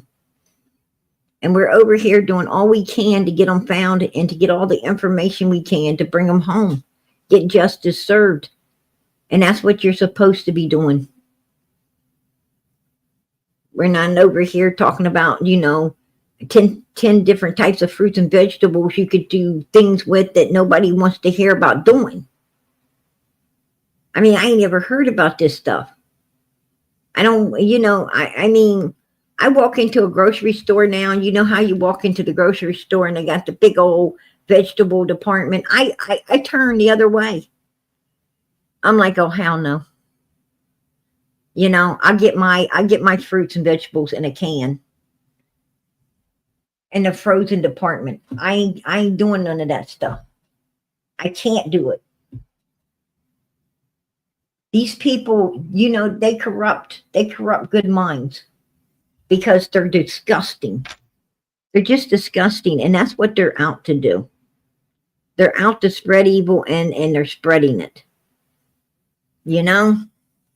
I mean, half the world ain't going to be able to get the fucking potassium they need because half the world ain't going to buy bananas. Nobody wants to buy bananas. Why? Because they're afraid that Jinkies might have returned some. And who in the hell wants that? That's disgusting. It's just disgusting.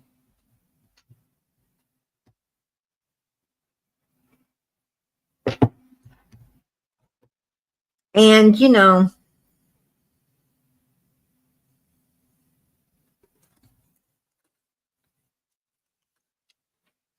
when it comes to stuff like that,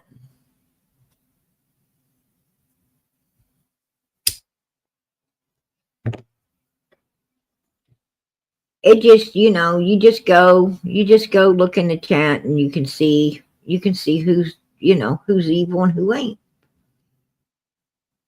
That's, sometimes I see that they're live and I'll pop it on, look in the chat and it's just, now I know who's sinister and who ain't. And I pop back out. It's always good. It's always good to know, it's always good to know who the evil people are. And that's, that's how I feel about those places. Same way with Andrew, Andrew's channel. I pop it on, I take a look and I say, damn, that's what hell's going to look like. And I pop out. It makes me a better person. It makes me a better person because I don't want to be like that.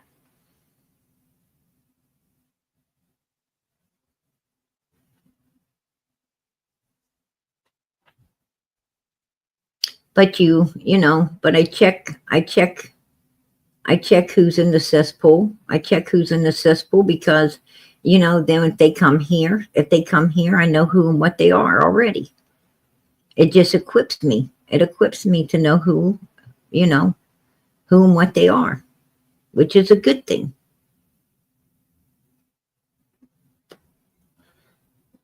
That's right. You got to be, you got to be as freaking meek and mild as the dove, but as wise as the serpent, right? Be as beautiful as that dove and as pure, but be as wise as that serpent. Don't be like the serpent, but be as wise.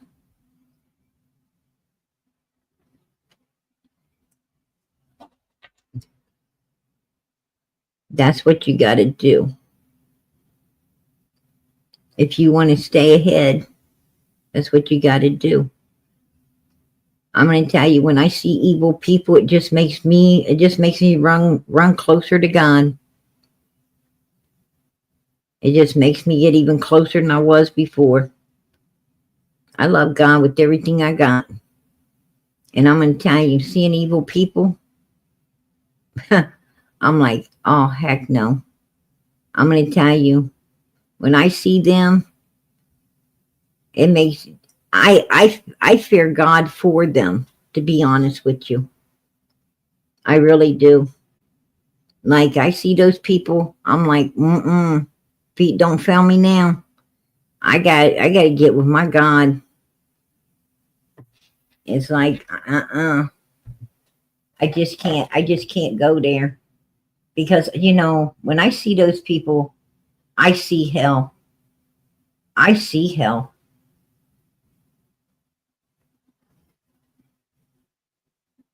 I don't want to be there. I don't need it. And I know how easy it is to get caught up in it. I'm no saint. I was caught up in it before. I was caught up in it myself a long time ago. I couldn't believe, when I went and got baptized, when I really got saved and baptized, I got my eyes open. When my eyes got opened, I couldn't believe. I didn't even know that person. I didn't even know the person. I knew it was me, but I couldn't believe it. I was like, damn, wow, I don't even know, I didn't even know that person. They were bad. That was a bad person. I was glad they were gone. I was glad the old me left. And I didn't ever want to go back, right? I don't want to go back there. I got freed. And I want to stay free.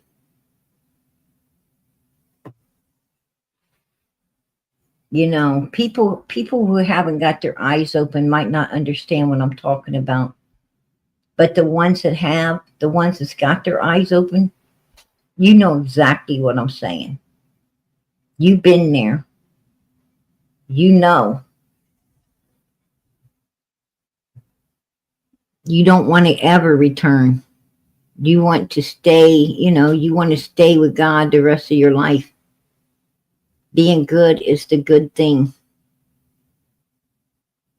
That cesspool man, you look, when you got your eyes open, you knew that person would have been in Hades. That's what you knew. Is that person would have been in Hades. And you're sure glad, that you didn't. You're sure glad that you made it. That you made it to get your eyes open.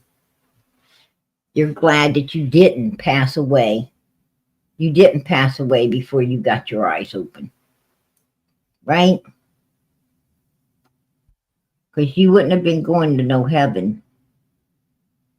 You'd have been going to hell.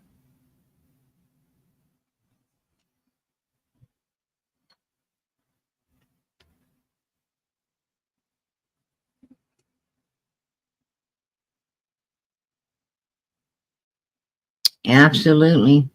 Absolutely. I'm going to tell you, I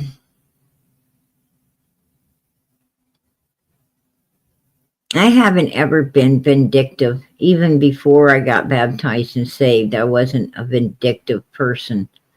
You know, I was your best friend unless you gave me reason not to be, you know, and I didn't ever start anything. I didn't ever in my life start nothing, but by God, I'll finish it. You know, don't start it with me. You made your mistake there. I don't have mercy. I don't have mercy on people who come at me sideways. I have mercy on people who deserve mercy, but not those that don't. I consider myself a very good person, always have been. I didn't ever want to do anything bad to nobody in my life. Sometimes you get forced. Sometimes you get forced into doing a lot of things you don't want to do because people just don't know how to leave you the hell alone. They want to push you the wrong way. They take your kindness for weakness.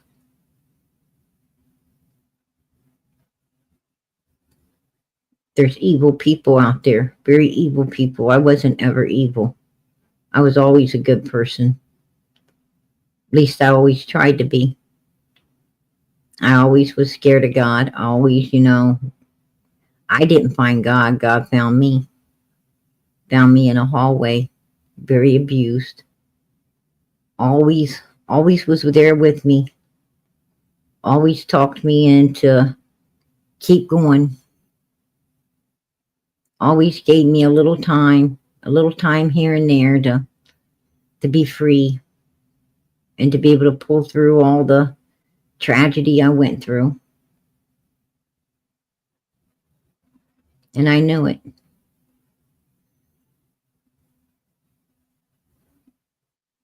So I always try to be the best person I could be.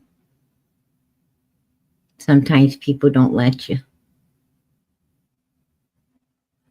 And I'm sorry about that. I'm very sorry about that. But you in this world, you got to do your best and pray that God does the rest.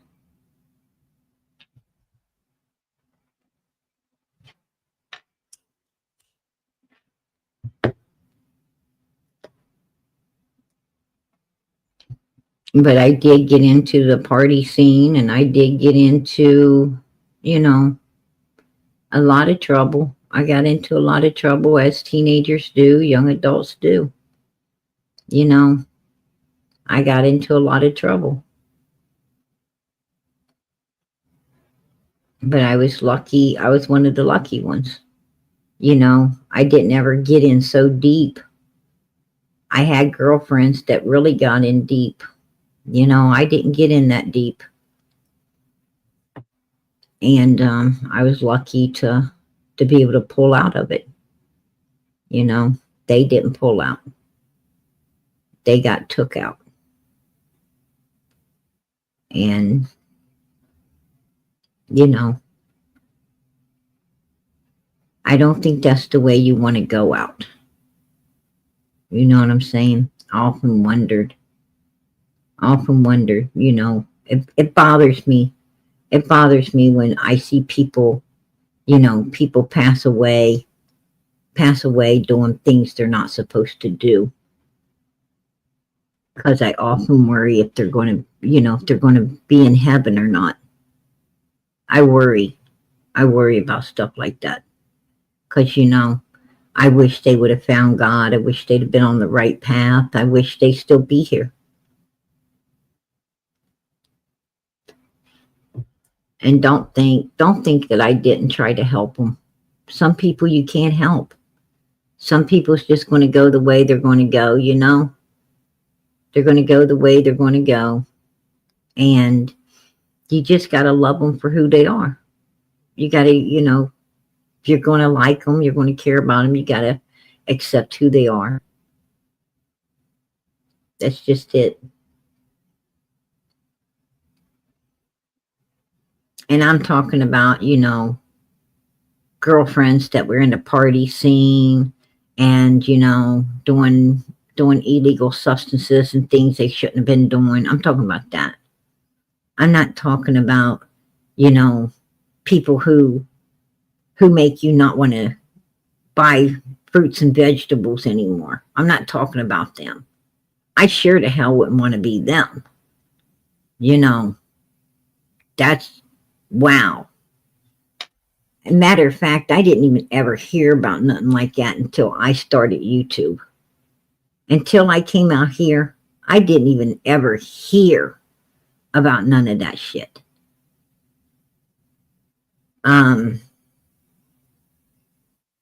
Yeah, I mean, Tiffany Marie's and Jinkies and them, I am upset because, you know, they fucked up my fragile little mind, right? They messed up my fragile mind.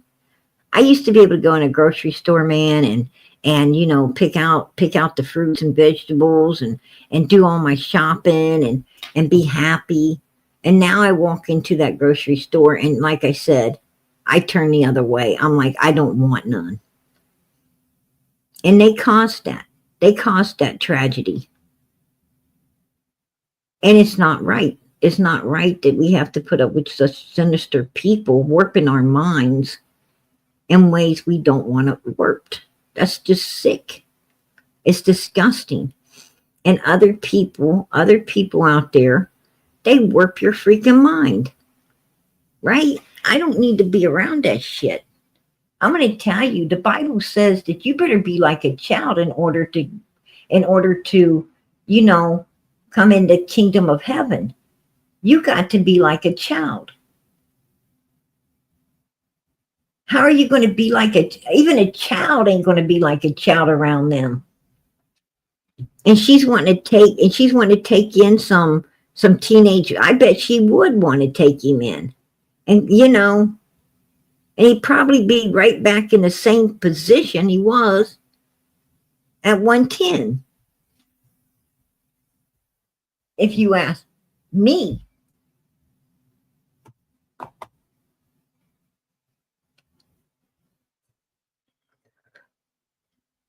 I mean, really. Can you walk into a grocery store and honestly buy the fruits and vegetables and feel comfortable eating them after you know what these people do with them? Can you really do that? Can you really not know where they've been? Not me. Man, I'm going to tell you right now, I'm a freaking germophobic. Just saying. Keep that shit away from me.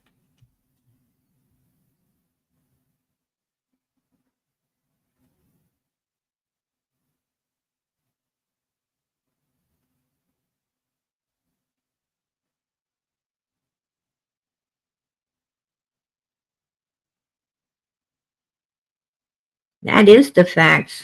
I'm telling you, lean on me. That is the facts. They're freaking nasty. I don't care what anybody says. That's nasty. And I wouldn't allow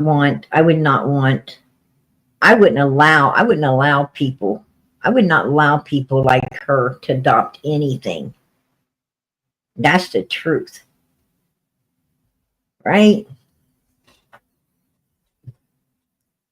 I'm going to end this live. I want to end this live before I say some things that, you know, before I say some stuff that I just don't want to say. Because people like that really, really upset me. They really do. You know, I'm going to tell you, hang with people that want to take you to heaven, not hell. Hang with people that want you to stay on the righteous path, that wants to see the best for you, that's happy for you, that truly care about your not just your, mind and body, but your soul as well. Hang with people that want to see you doing good in life. That's what you need in your life, is people who's going to build you up, not tear you down. People who are going to, that's going to help your mind grow in the right direction, not some sinister way. You really need to look towards people who's going to, lead you in the righteous path. I hear people talking about, what do you want your chat to do? What do you want your chat to do when, when bad people talking about you and stuff? And like all these people want the chat to stick up for them and this and that. I want my chat to see the person for what they are. There's somebody coming sideways at PG. I want my chat to see them for what they truly are. But I want my chat to stay on the righteous path. I want my chat to say, you know what? I see them for what they truly are, and I don't ever want to be like them. And I want that to, initiate my chat to be better people. To be above the evil that's coming at us sideways. I don't want my chat, defending me or anything like that. I want my chat to stay on the righteous path.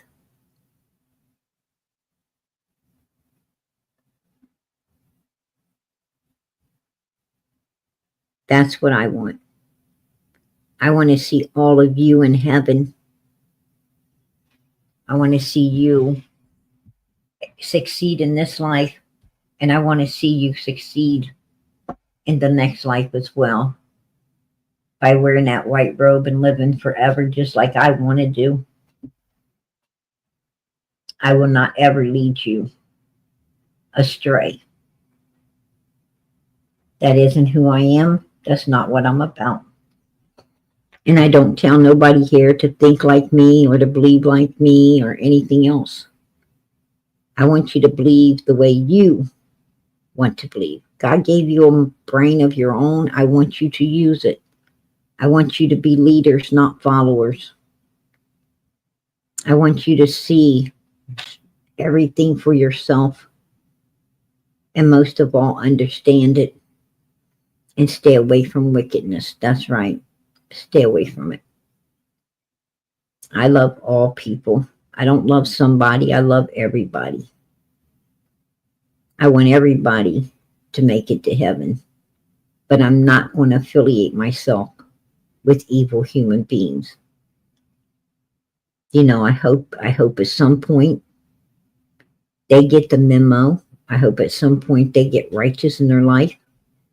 And I hope that, I hope they make it to the pearly gate too at some point. But it angers me about, you want to know what bothers me about evil people? Is evil people, a lot of evil people will mislead people into Hades, and then they'll at the end they'll get all righteous and everything, and they'll think everybody else should get righteous too now. Since they're tired of being evil, everybody should be tired and everybody should be righteous now, after they already got how many people in hell. And that's what I don't like. Don't be a follower.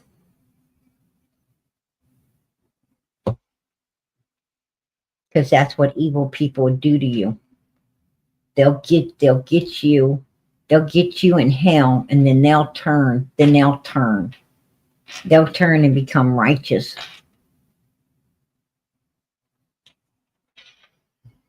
And save their own backside and save their self.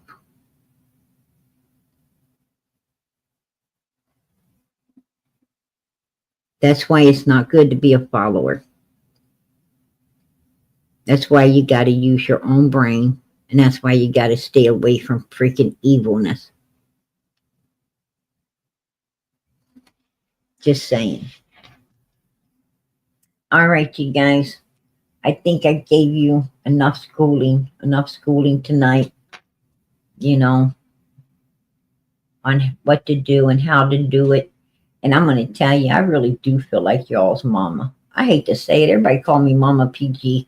But I do feel like your mama. I truly do. And I'm trying to keep you. It's like I got a bunch of children in here, and I'm trying to keep them all on the righteous path, you know. And I do worry. And I do worry. And sometimes I worry, am I doing it right, Lord? Am I doing it right? I don't know. I sure hope I am. But you guys take care. You take care. Be good. You hear me? Be good. You get up tomorrow morning, thank God for a new day. And as you go through that day, make people's lives better. Because when you're making other people's lives better, your life will get better too. You attract what you put out there. If you're putting out good, you'll attract good. And you'll feel good. So be good. You hear me? Pray for little Summer Moon, Utah Wells. I don't ever go out of here without asking for you to pray for her. Because I know God's listening. I know God is pulling us to the light. We're learning a lot of stuff we didn't know before, right? And we're putting it all together at once. We're putting it together at once. And we're really pulling the truth. We're pulling the truth where it belongs. And let's keep pulling. Let's keep pulling until we get this case solved by law enforcement. Let's keep doing what we can do. Pray for this little girl. And pray for the other missing children. A lot of missing children. Michael Vaughn, Sebastian Rogers, Jack and Lily.